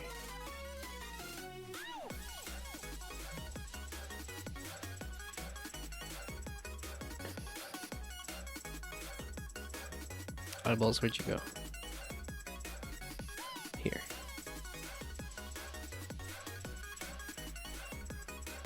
No, wait. Pupils. Pupils, where'd you go? There we go. Pupil. Probably grab this. Not everybody. Okay, both of y'all. And I want... Yeah. Ups to daisies. I forgot to hit shift. There we go. Ups to daisies. Now you could properly look up and to the left. Or right, rather. I did that far.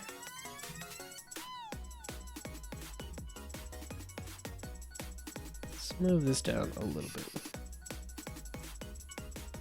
There we go. Try to line up the fleshy part with the pupil.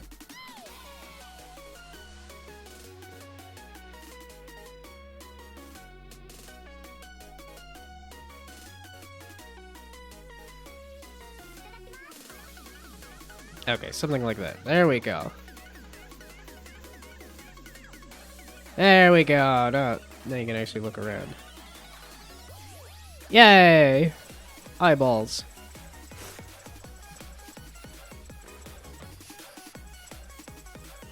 Now give me more tutorial. I just saw the words untitled texture somewhere.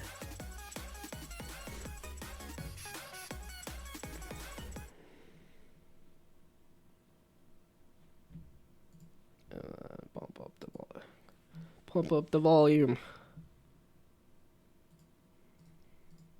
If it's not working correctly. So I just fixed all the corners there so that it's manually good. I don't always have the best luck with the synthesized corners, so sometimes you will have to go back and edit it as I mentioned. Now you can unlink these at any time if you need to go back and re-edit things and relink them without it really destroying anything. That was something I was really scared of when I was first learning. I thought if I unlinked this, it was broken forever. But no, you can unlink it anytime, relink it, so it's totally fine. So now we have eyes, which is fantastic. Now we can kind of look at it is go up to modeling, open the physics scene, zoom into our model, holding spacebar to move it around, and just go ahead and click and drag and move it around. So this is what it's going to look like when it's in the actual engine that can move the VTuber. Alright, and then we can exit out of that. Yay, we have moving on.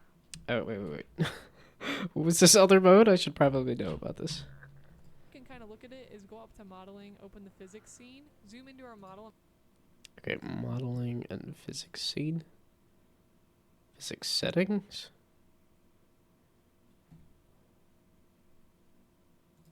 Run that by me again. Fantastic. Now a way we can kind of look at it is go up to modeling, open the physics scene, zoom into our model. I'm holding. That's just settings. Okay. Odd.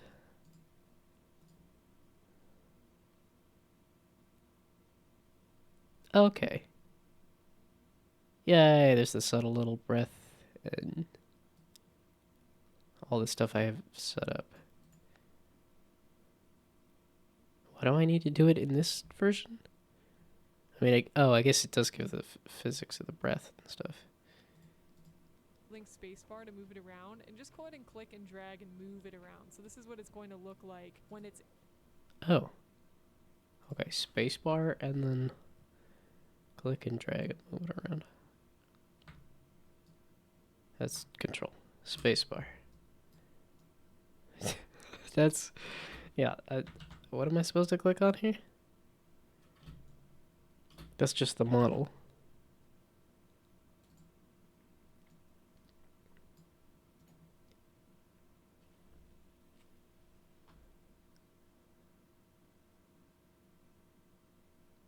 I don't see what I'm supposed to click on. Okay, well, it does say untitled. I saw it again. It said untitled texture. I feel like I should save off a texture if it says untitled texture. It's in the actual engine that can move the VTuber. Alright, and then we can exit out of that. Yay, we have moving eyes. Fantastic. Next, we'll snap it back to the center and then close that folder. And we're going to do eye blinking next. For that, we're going to create a new folder and call this one eye. And we're going to drag IL open, IL smile open, the R and left. Oh, the folder. Here, and we're That's drag probably that what. into eye. And then we'll open that folder so that we can see them. And we're going to want to set these up correctly. So we want this maximum to be 1.2 and this to be 0 at the far left. Do you see how we see this decimal over here? What I'm going to do is right click in this white space, click edit parameter, and we're going to change the maximum parameter to 1.2. The default is whatever it is on at its resting stage. Alright, and then we'll click OK. We want that to be 1.2 for the open, and then Oh, so you can we have. also want that to be 1.2. So I'm going to right click edit parameter and change this to 1.2. Click OK. Yeah, so you can For get these wide guys, eyes. it's okay That makes they're sense. just 1 and not 1.2. So for this one, we actually want to drop very specific points. That makes a lot of sense. Okay. So L open.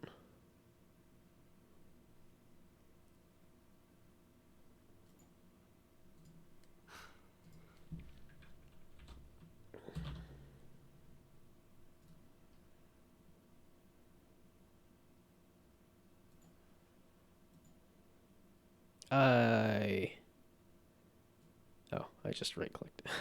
Scared myself.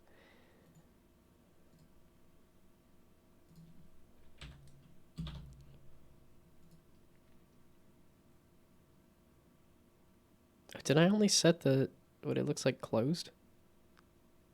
Oh no, I had it set for what it looked like open. And to do that, we'll double click Okay. in the white space. I need another restroom break.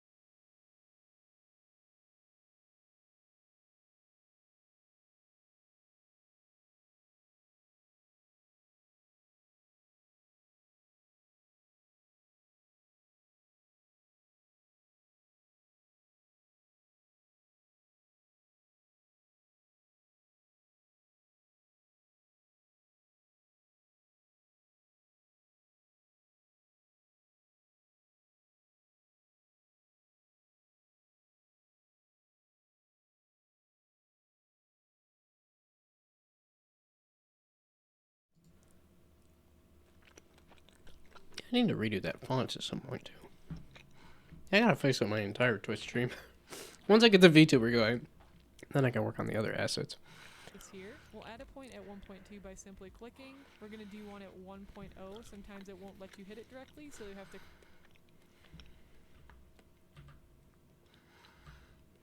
It's okay that they're just 1 and not 1.2. So for this one, we actually want to draw very specific points. And to do that, we'll double click in the white space here. We'll add a point at 1.2 by simply clicking. We're going to do one at 1.0. Sometimes it won't let you hit it directly, so you have to click that plus key and go and add it. And we'll do another plus at 0.8.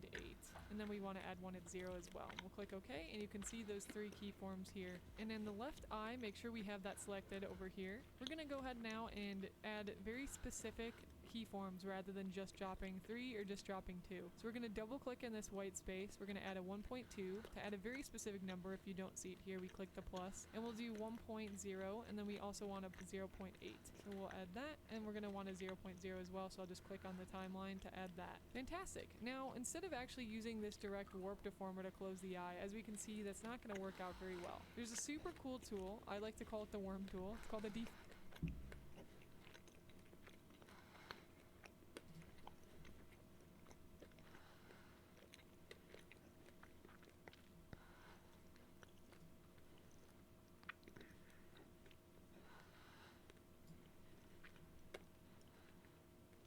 Well, I should probably watch the rest of it to see what the 1.8 is, or...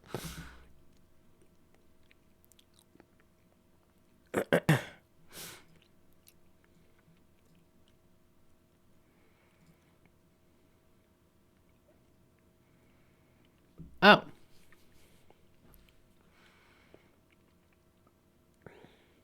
Wow.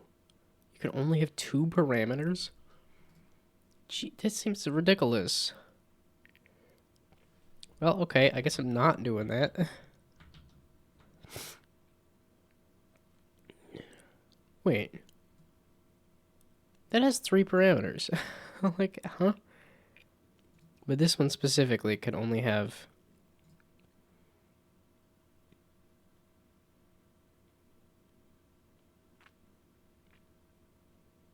Wait, the max number of parameters allowed per object is 2.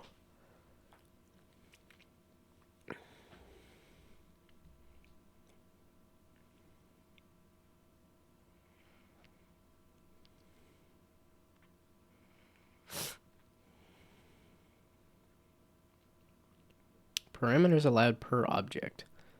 And the object that I'm...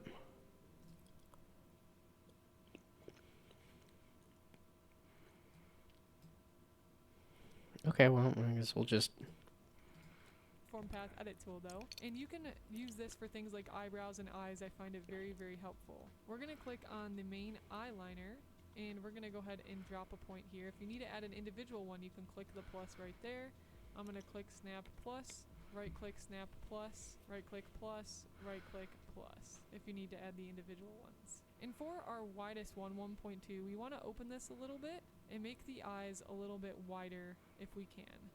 And actually, I just realized these aren't on the same layer, so we're going to have to make a separate one for the eyelash, which is totally fine. And then we'll go to the big lash, and we're going to give that one a worm tool as well, and move the eye just a little bit.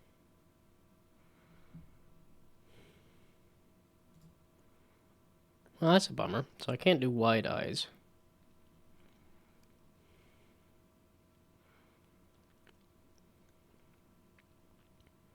Can I shrink the pupils? Or was that what I was messing with?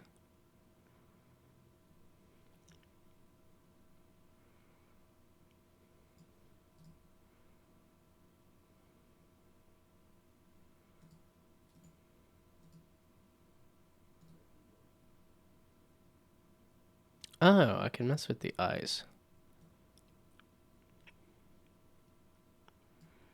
But I can't mess with the pupils. Apparently.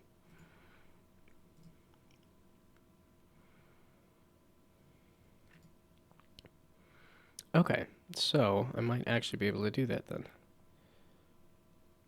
So go back to this. And then do bigger. And then here. Yeah, for the eye. Okay.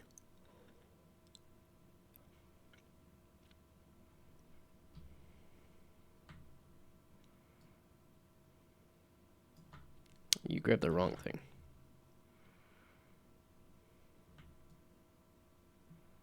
Hey, what? The red one, right? Why is it turning blue?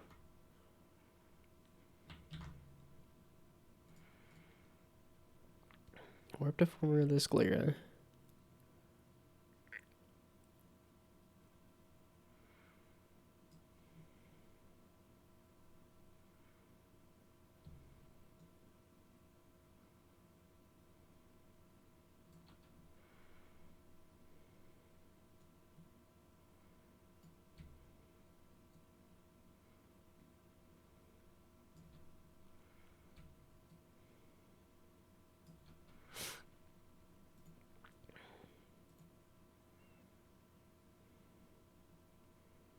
Kinda, sorta, maybe?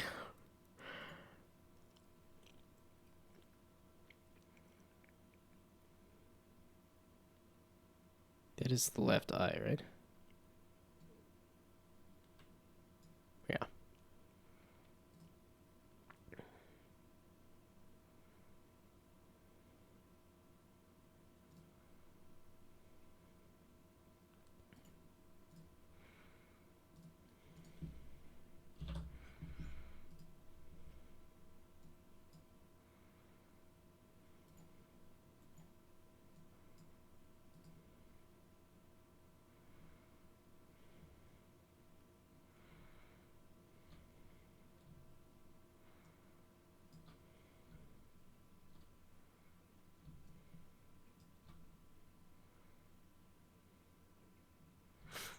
Just kind of guessing at it. And it seemed to be getting close to the same size.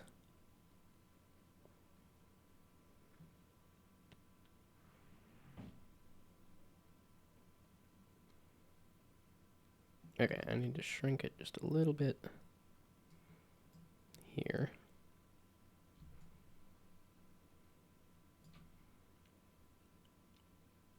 Yeah, I'm making the eyes uneven. I feel like there's got to be a way to...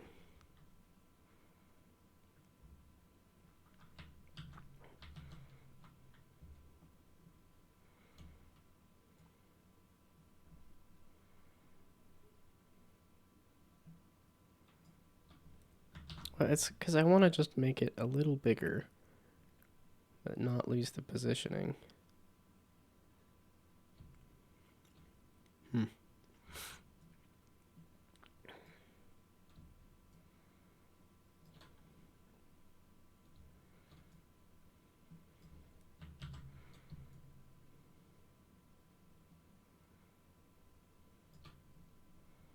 So a little smaller.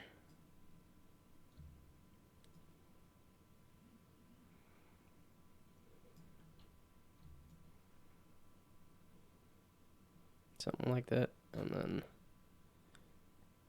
a little bigger. This is not...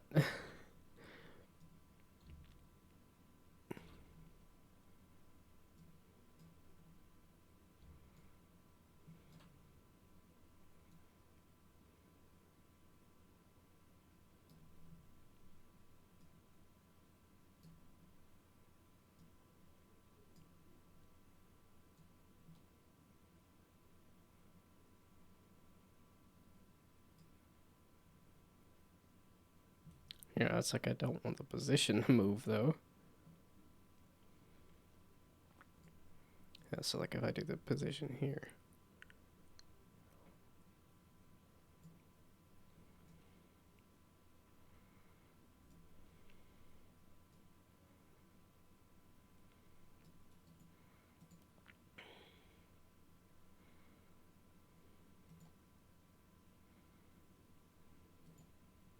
Ah, whatever.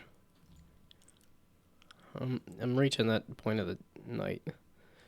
That point of the project where it's the whatever point. But so it just kind of has that little bit of that widening feeling, and we'll also go to the eye white, and we can actually directly pull on the red here as well to widen that. But we want to make sure again that we have our keyforms added. So I'm gonna go ahead and right click and plus these. And we can right click snap to the far right and move the white so that's moving now. You can see with the eyelash there. We'll do the same for our pupil. We're gonna want to plus everything here, and at the far end we will widen it a bit. So kind of just a little bit of that lively kind of woo. And next we'll go to our little lashes and use our worm tool again. We'll go to this one, worm tool it, and then we'll go back and add our keyforms. I've been having to double click for them to get them to go through. And we'll make sure we're on our selection tool again and go to the far right and move these up with it. We have to zoom in super far if that red little box was getting in the way. Had that happen before, and then again make sure that the green is added. It's gonna be really tedious here to start for sure. But once you get the keyforms in, it'll be a breeze. And we'll zoom in again, move this up, and now it has that little lively kind of movement. And again, you can mess with this. Like this eyeliner is not fully lined up. I want to make sure we have that feeling right. Yep, that looks good. And then we might want this little guy down here too. I'm just gonna use the worm deformer. So you can use the rotator, you can use the worm tool, you can use anything that's gonna get you to your final destination, whatever that may be. My final destination is beautiful anime, sparkling eye, wide waifu. That's my destination. I don't know about you, but fantastic. So now we have like a little widening eye. That's kind of a little extra feature to add. And now what we'll do is go all the way, filling all the way to the left, and we're gonna pull this down. The worm is coming down. So again, I'm gonna zoom in here, pull this down, and this is gonna take some messing with to get it smooth, to get it right. We're gonna get the eyelash as well, and now we have our points. It's gonna be fantastic. This is when you may want to reference and see like what can you do to make this look as good as possible. Now you're just gonna keep messing with it until you get it somewhere that you like. And this is when I maybe add an additional point if I felt like I needed it to be a little bit smoother. So there's some issues for sure with the blinking because of the way that I separated my files, which again is a learning opportunity. So we just want to make sure it's closing in on itself nicely, and you can always add more points to work on smoothing that out. So now see how that's moving a little bit smoother, and we might want to adjust this a bit here. I definitely think that's looking better. And we can click off a bit too. And Yeah, but I didn't have eyelids. I mean, I guess what I got is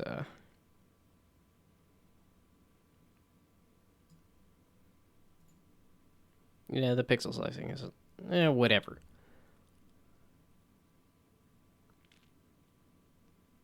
Okay, it mentioned the worm tool. Is this all eye stuff for this, or is this also mouth? Oh, rigging eyebrows. That's...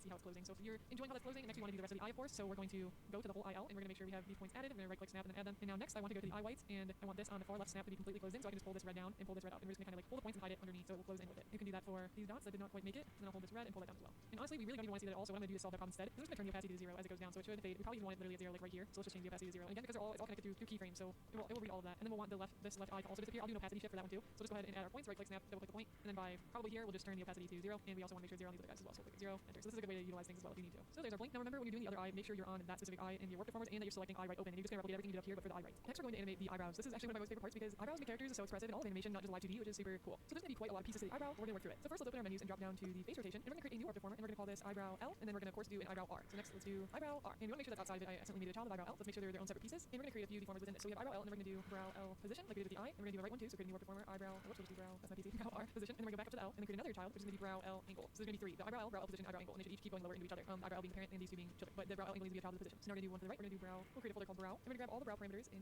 here, and then open that. And it looks like we got these ones as well. So let's make sure they're all in there too. All right, and then let's go find our eyebrows to make sure that they are placed correctly. We're going to select eyebrow R and put it in the eyebrow R deformer, and then same for the eyebrow L. We'll put it in the L deformer. Perfect. Then we'll go back to eyebrow L, and we're going to start with the Y position. So brow L, and then we're going to select this and drop 2 points. Right click, snap to the top, and it looks like our deformer again was moved downward. Shouldn't have been. So I'm going to click Control Alt to make this smaller, and keep holding Control Alt to move it on top of where the eyebrow is. Make sure they're encompassing all the brow. Perfect. And let's fix R while we're at it as well. So we're going to go ahead and make that smaller while holding our Alt Control down to make it fit there. So next we'll select brow L Y. Y is going to be up and down. Eyebrow L, and then we'll add 2 green points into the far right. We're going to hold Shift and move our eyebrow up, and then we're going to snap to the left and move our eyebrow down. So this is going to be up and down. And now let's do the same thing for the other brow. So we'll go to eyebrow R, and make sure you're on the RY. Drop our 2 points. Snap right click to the far right keyframe. Move this up. Try to make them even when we can. And then we'll go to the far left and make sure it's down. And we can also move this one down to match them to be similar. So now we should be able to move them both up and down. And we do want to do for position. So I'm actually going to open this and go in and add another point. So again, you could have started with adding the 3, but sometimes we forget and we make mistakes, and that's totally okay. And then you can fix it in an alternative way. So let's go to eyebrow L, and I'm going to do the same thing. I want to add the 3rd point. So let's go ahead and click that after we had double click the white space. Now they both have their mid positions and their positions. Next, we're going to do moving left and right. The brow X on the same eyebrow L. We're going to do the left and right. So let's drop 3 points this time and go to the far right and move our eyebrow this way, and then go to the far left. Snap to the far left and move our eyebrow that way. So it should be moving back and forth. We'll do the same thing with the brow R. Switch to that warp deformer. Drop our 3 green points. Snap to the right, and we'll move the brow X to the right too. So we can again try to make them similar. Snap to the left, move them over. And then we can bring them both to the center. And I just moved my eyebrow actually down to L angle. We're going to do the same with moving this eyebrow down into the angle version, so that it's the furthest down. Now for the other warp deformers, I have to move them over again because they're far away. So brow L position, we're going to hold Alt Control, and we're going to move this above the brow, and then we're also going to select the brow L angle, and we're going to move that above the brow as well. And for the brow L angle, we're going to drop our 3 points into the right. We're going to tilt it by using the rotation, and then to the snap to the left, we're going to tilt it down. That's kind of like the angry. So then we have it tilting both ways. And for the right eyebrow, we're going to do the same thing. We want to make sure that we have our warp deformers the right size and move over by the eyebrow. So let's work on that. You can avoid this mistake by creating children of warp deformers after you have adjusted the first one, because then it should be creating warps that are smaller within themselves instead of randomly throwing them elsewhere. Great. And now I move my eyebrow R into the eyebrow angle, and then we're going to go to brow R angle, drop 3 points, snap to the right, and we'll go this one to the right as well. And this is actually going to be tilting the opposite way. So we're going to tilt it up there, and then we're going to snap to the left and pull this one in for the angry. Okay, so it is just rotating the eyebrows.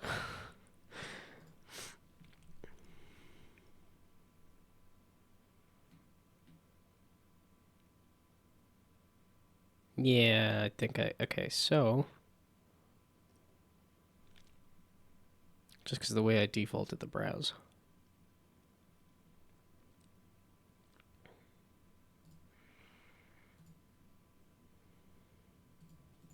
So give me a rotation deformer.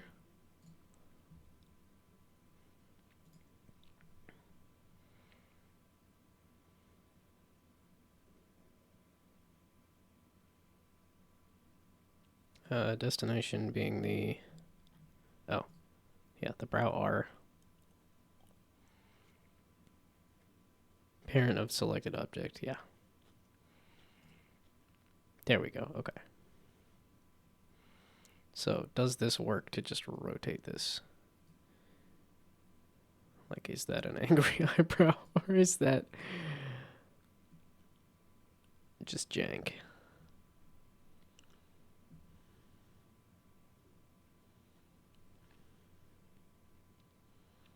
It's looking just jank.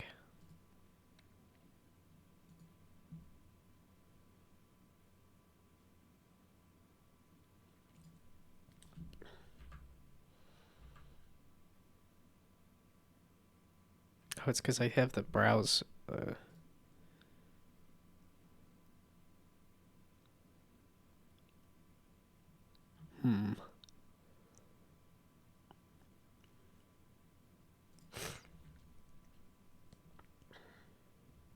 I could just try this just to see. So, modeling, deformer, rotation, all of that. And just rotate it. Does that actually look angry?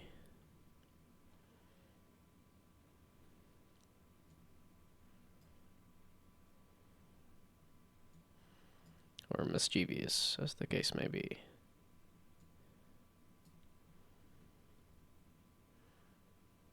Not really. These brows, I think I'm gonna have to redo.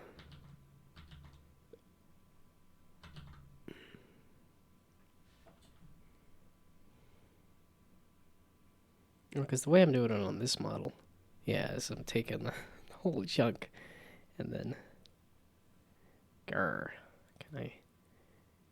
Angry face? No. It's not gonna do angry face on there.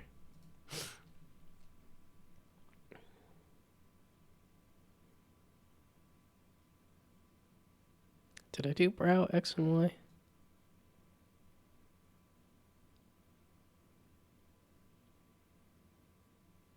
I did, kinda. Oh, brow L angle.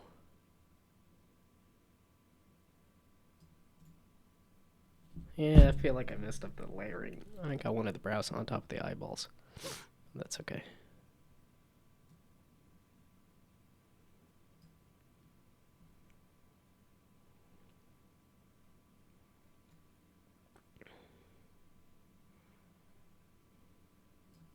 Okay, well, doesn't matter. I'm not using this model anymore.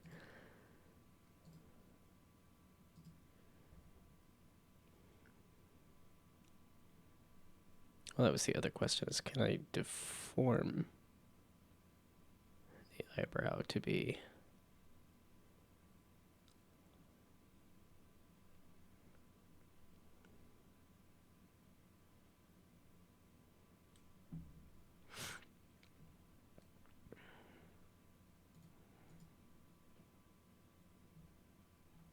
Oh, so this is just I have to hold Alt, I think.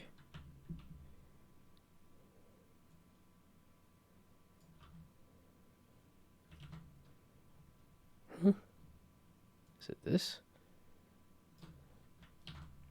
Because I made sure I changed the...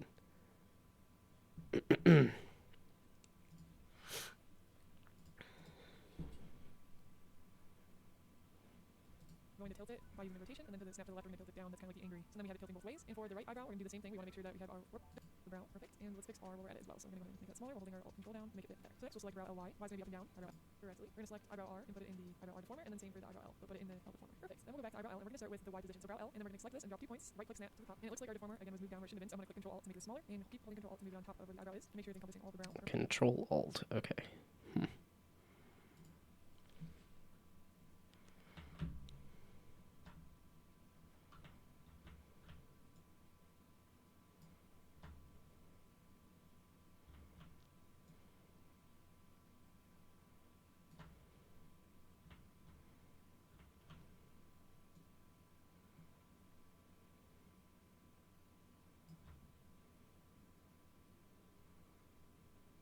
Something like that. So now if I deform it...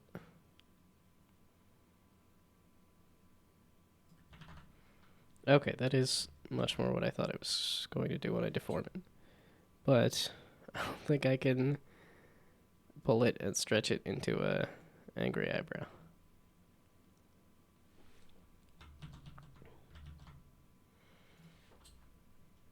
I think I need better neutral brows.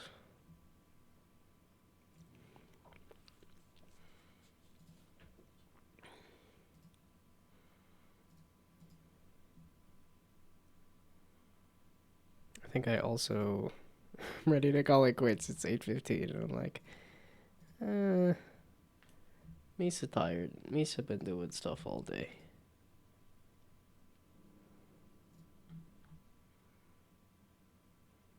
Yeah, that's some kind of neutral face, but not...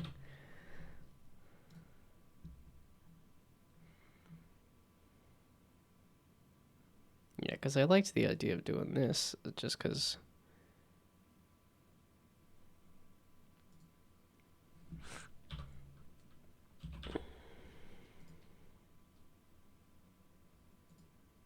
There's the mouth that I actually wanted to get rid of.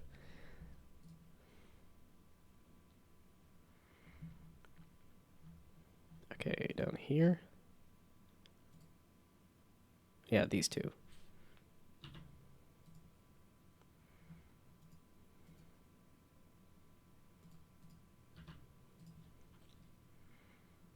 And then not you.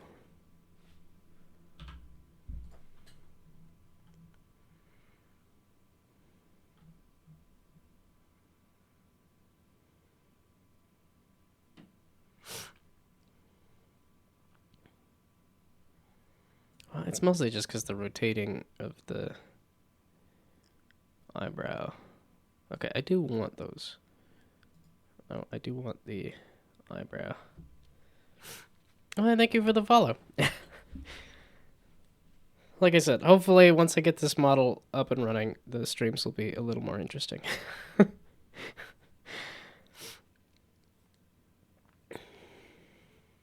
Well, maybe. I don't know. I've had a lot of fun with Dishonored recently, but not a lot of other people are interested in a old game, an old stealth game at this point. But yeah, and I'm really itching to get back into my old. I'm itching to get back into the project that I spent 2 weeks on at the start of the year. Was super excited about it. Had some people that I got some good feedback about it, and then I just haven't gotten to touch it in months. Well, it was a full 2 months of not being able to mess with it, and then now I'm on this redoing my VTuber sidetrack.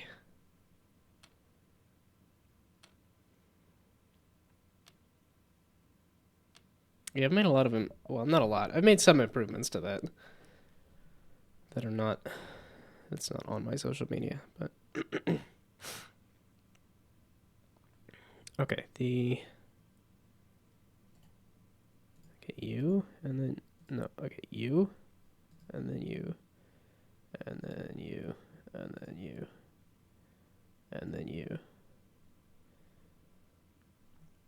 It just didn't look great. It was like it was sort of thinking about angry eyebrow.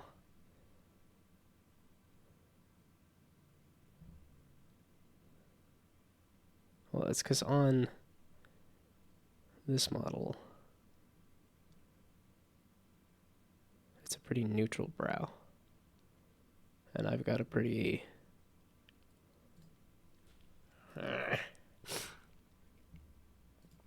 So the question is, how do I make this...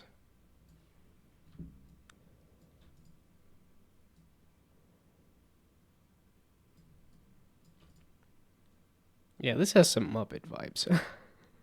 I don't know if it's the mouth position or what, but for some reason this has some Muppet vibes to me. Which I'm totally fine with, too, because I like the Muppets.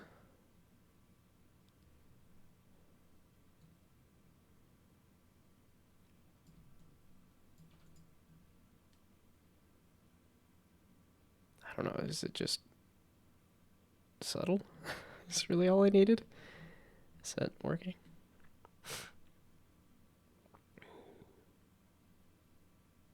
Yeah, because then if I can't rotate these in this. Well, and this model has the eyebrows like that.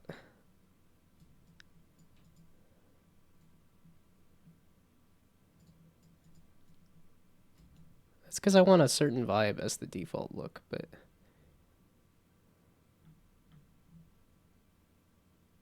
this is not anything. And this is why I struggle with art, is because I look at it and I go, nope, it's not working.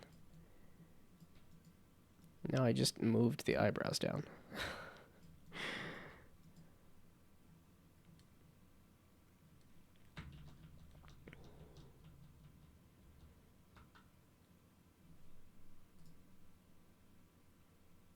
This is not working either. That's why I had it like that. But okay, if I'm gonna mess with this, I'm gonna music.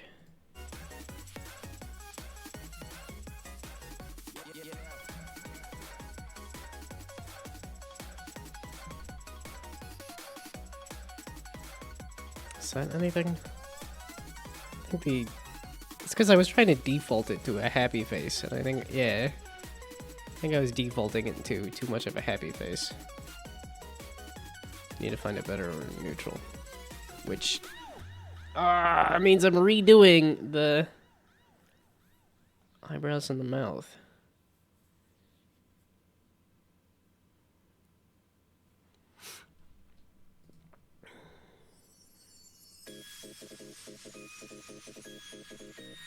Is the mouth even? Yeah.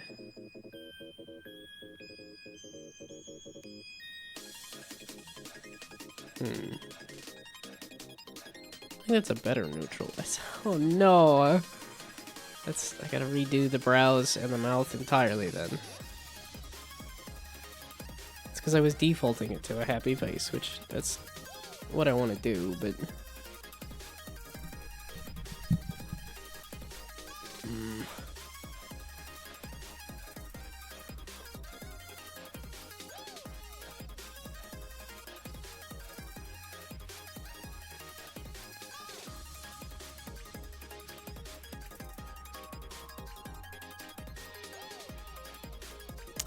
Well, that's if I have to start redoing major things. It's probably call it quits and do something else.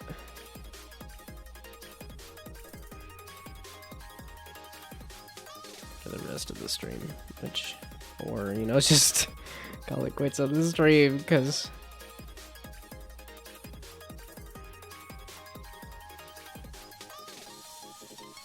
I mean, it almost feels like there needs to be an eyelid, or at least, like, something left. It's a little too little. It's just the eyes disappearing completely is, I think, a bit odd.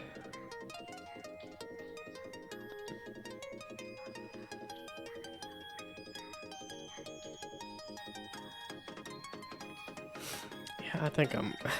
Good point. Because I gotta redo a lot. I gotta redo the images, and then I gotta redo the points on the images.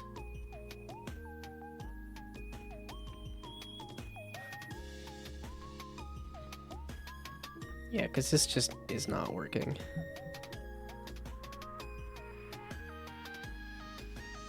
That's an angry eyebrow. Because it needs to be moved so much to get it at the right angle, and then even there, I don't think it's...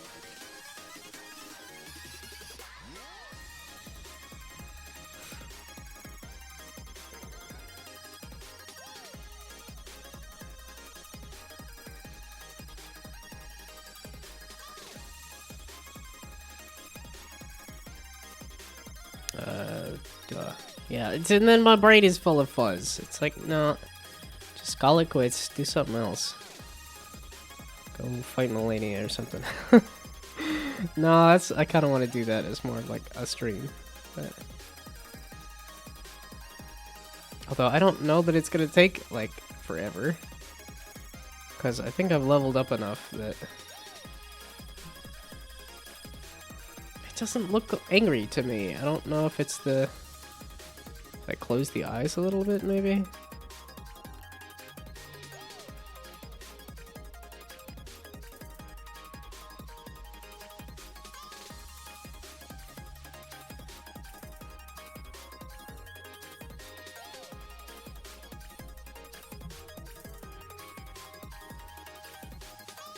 I mean, kinda. Not really. It's just because I have to rotate the brows so much that I'm like, nah, that's not working.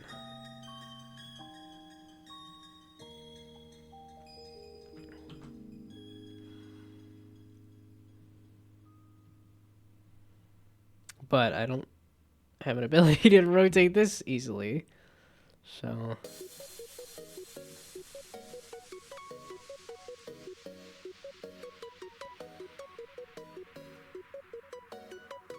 Okay, do I have emotes for the previous version of this? Because that's how I made this character. Is I just took an old version and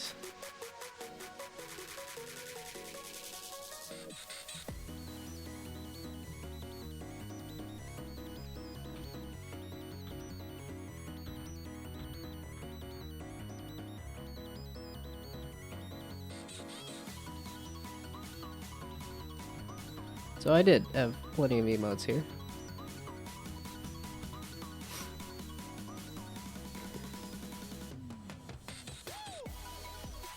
Okay, so give me like angry face, because that's what I'm worried about is angry face is just not coming out.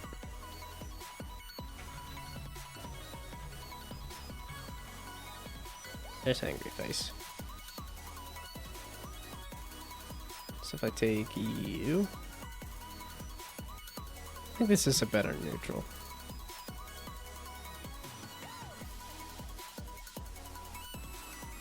Yeah, and I'm kind of grabbing chunks of like 3 to 4, or you know, 4x4 chunks of pixels, because that's what the because this is just built on that previous version.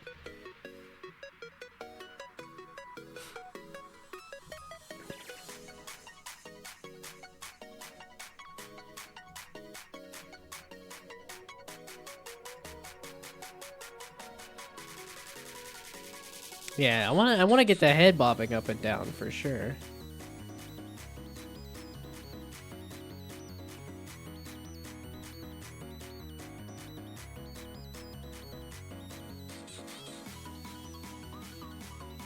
Maybe they're just too far away.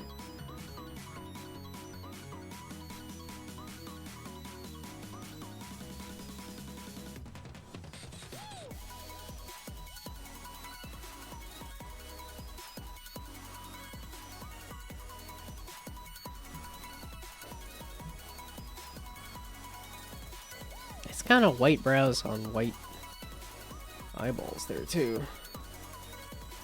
That's problematic.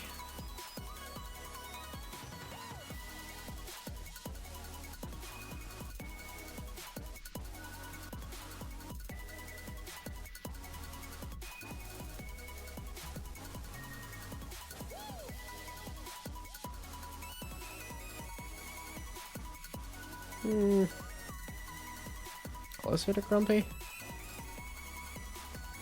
I do have a little bit of a grumpy streak.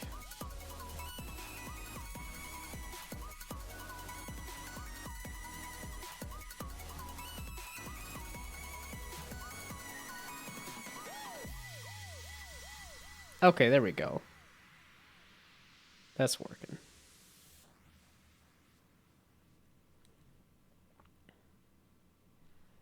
But then it makes me want to just do complete straight brows and complete straight mouth.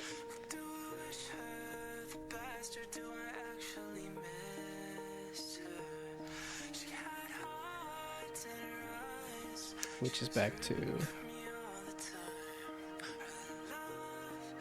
Did I get rid of it? There we go.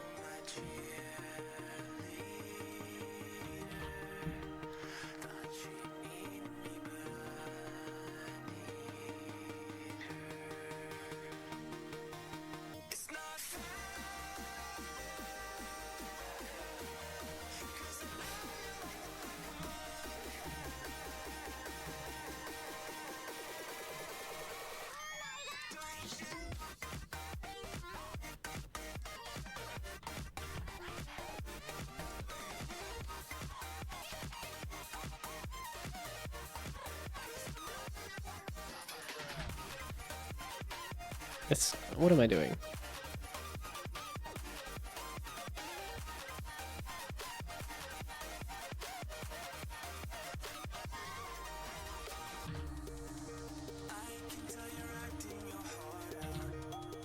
Okay, I'm falling asleep, and nobody's calling me a cab, and...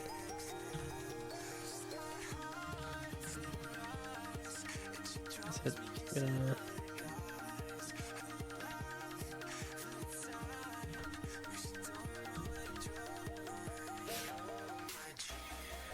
Yeah, but that's... Yeah, that's defaults to happy face. It's only 8:30? I'm like so tired and kaput.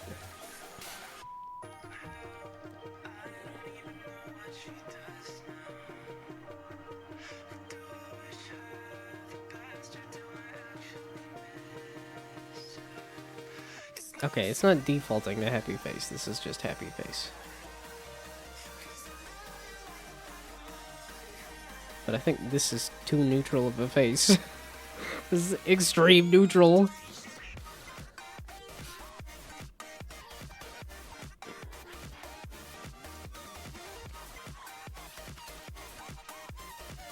I don't know, it's just... This is definitely, I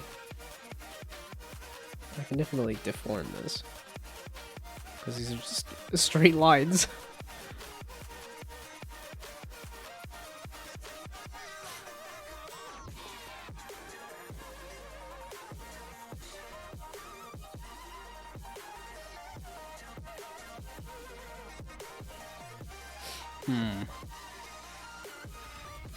It's because I wanted the default to be happy, but I think I can also just set that in Live 2D. So it's really just a question of, do I want to do... Which, I got rid of these out of the texture atlas. Now I'm like, well, I might want it back. Yeah, and I did bring the brows closer to do angry face.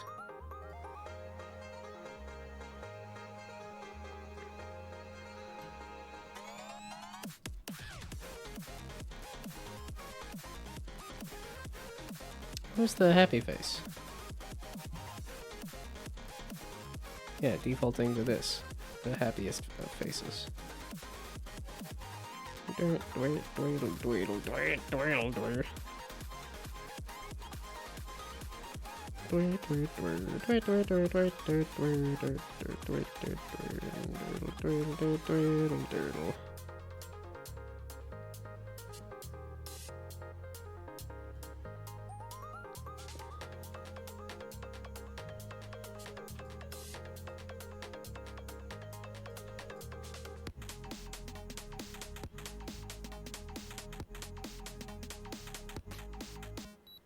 There might be a problem with colors and stuff too.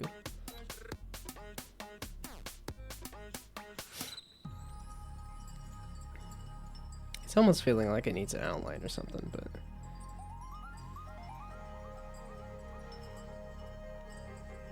I don't know. This is definitely the time of night where I just keep looking at it and saying, maybe?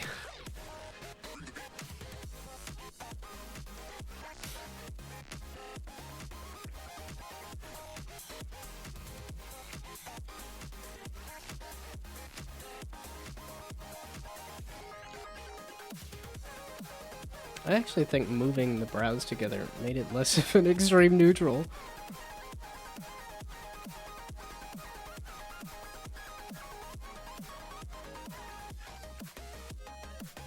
What if I did black brows? That's probably gonna, like, it's just because I have... That's too much.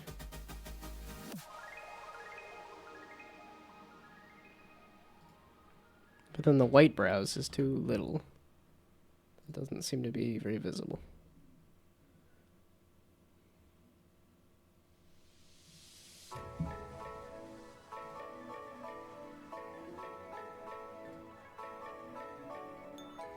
I'm almost thinking I want to do just this for neutral. Instead of trying to force a happy neutral.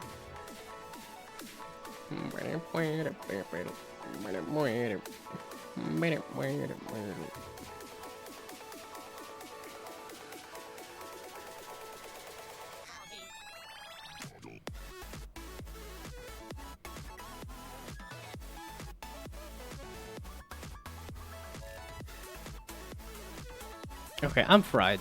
I'm done. No more. I tried. I made some progress. Right? Well, I had that when I started. Had that when I started. It's looking a little off. I did not have that when I started.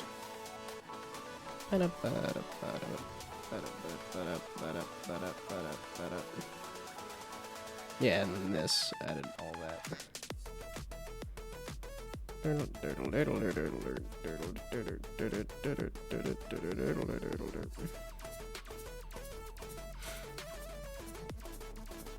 That definitely made some progress. There's still a lot to go.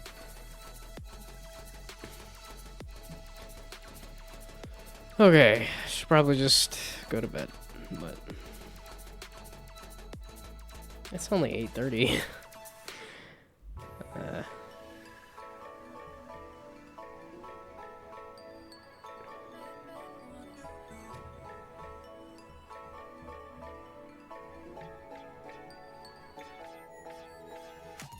Let's do an open mouth. I don't think I've actually tested an open mouth look. Ba-da-ba-da-ba-da.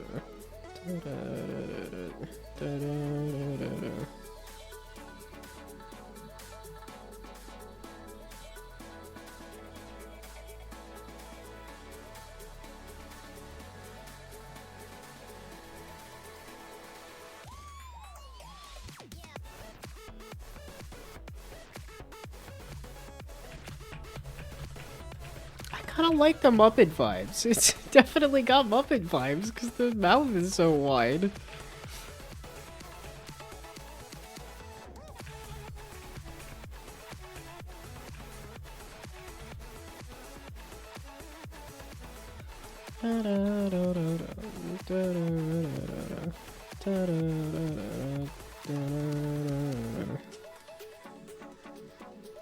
Dun dun dun dun.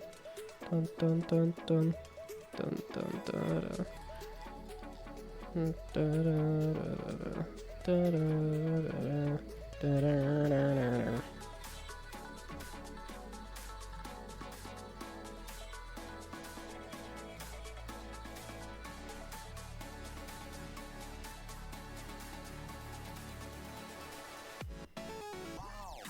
Wow.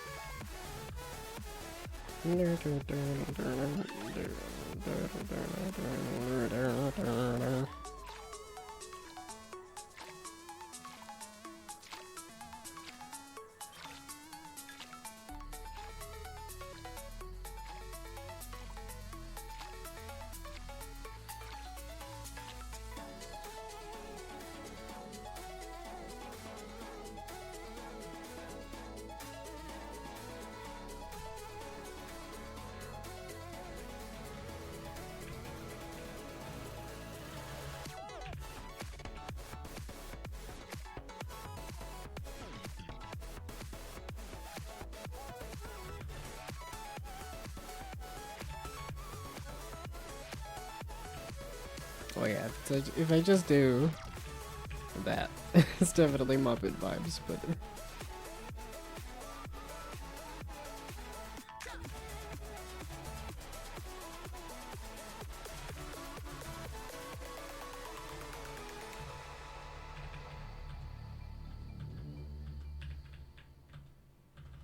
yeah, question is, do I know how to?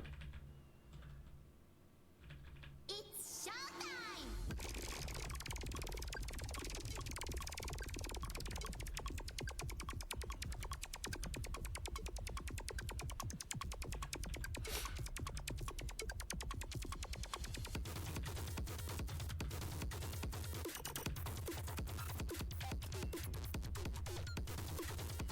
I think that's what I want to aim for opening the mouth, is this kind of look.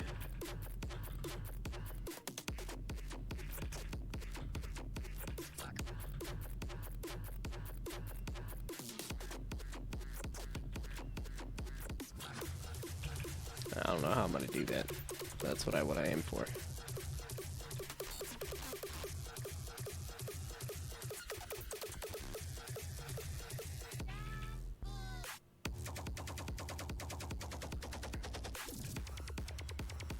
I should probably also extend over the beard too.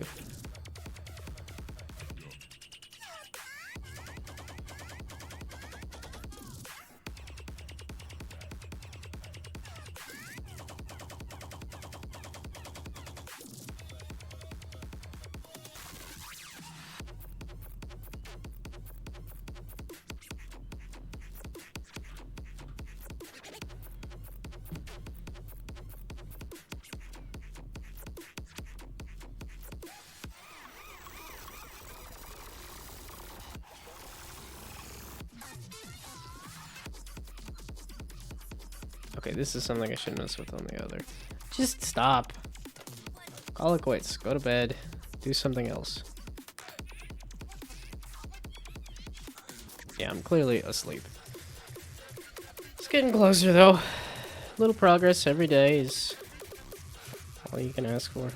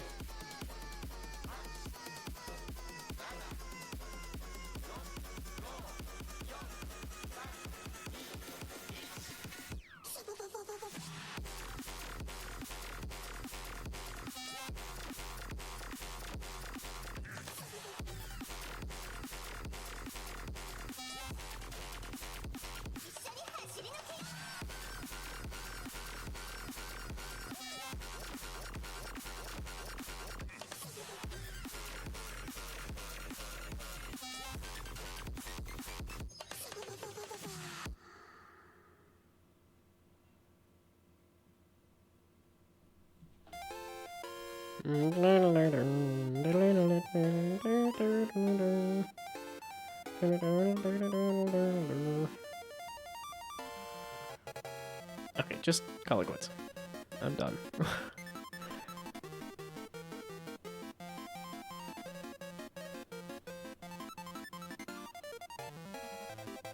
Yep, I'm asleep.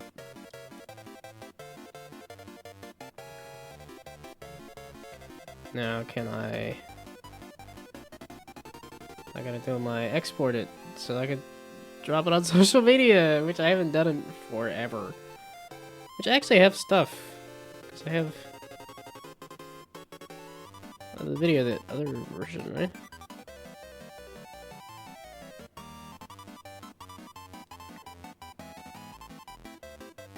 Oh, I even did a... Yeah, I even trimmed it. Yeah, I can entirely drop this in social media.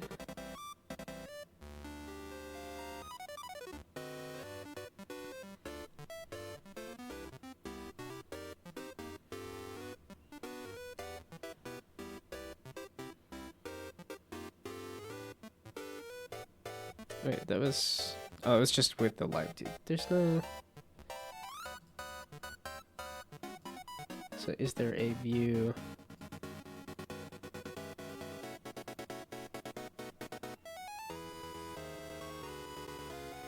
That's export at the end. It's basically just, can I view this in big form? That doesn't pop out the window or anything. Whatever.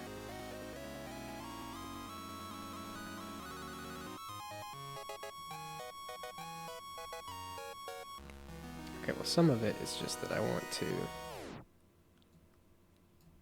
put the gnome in the middle. Because I'm realizing that if I shrink this for a social media of some kind,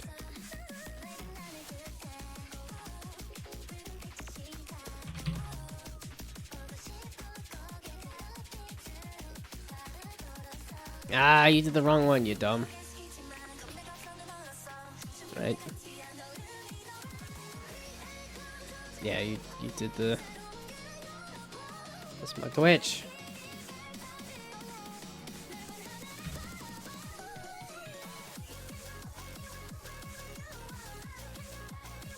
It's not a skeeter, is it? At least I hope it's not a mosquito. Okay, so this... No. You did it again, you dumb. Or did it? No, that's the right one. Okay, it just popped the thing on the wrong spot. Okay, this one, please. No, let's just hope. Let's just hope. Let's just hope. Let's just hope. Let's just hope that this is going to do the thing.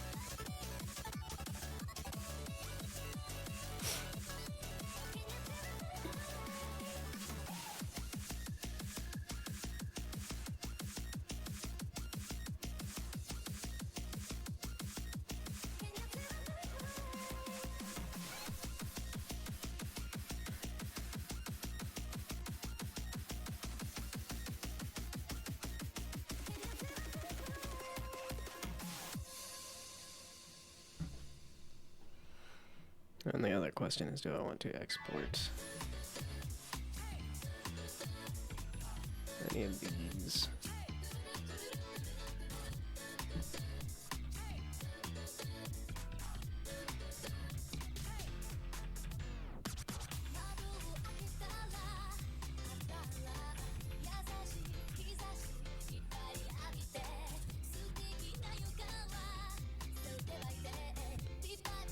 I still probably should mess with the beard.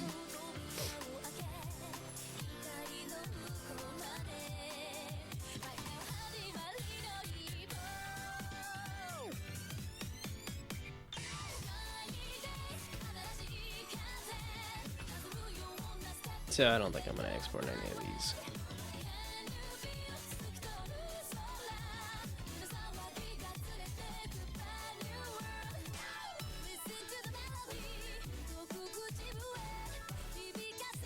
Okay, well, that's things to post on social media, which I have not done in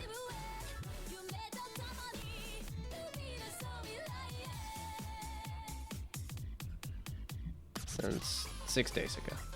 It's not as bad, but then there's a pretty 4 weeks ago, and then 6 days ago.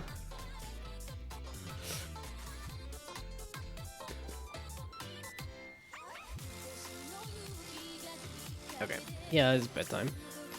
So, goodbye, good night, good luck, have fun sleeping. Bye.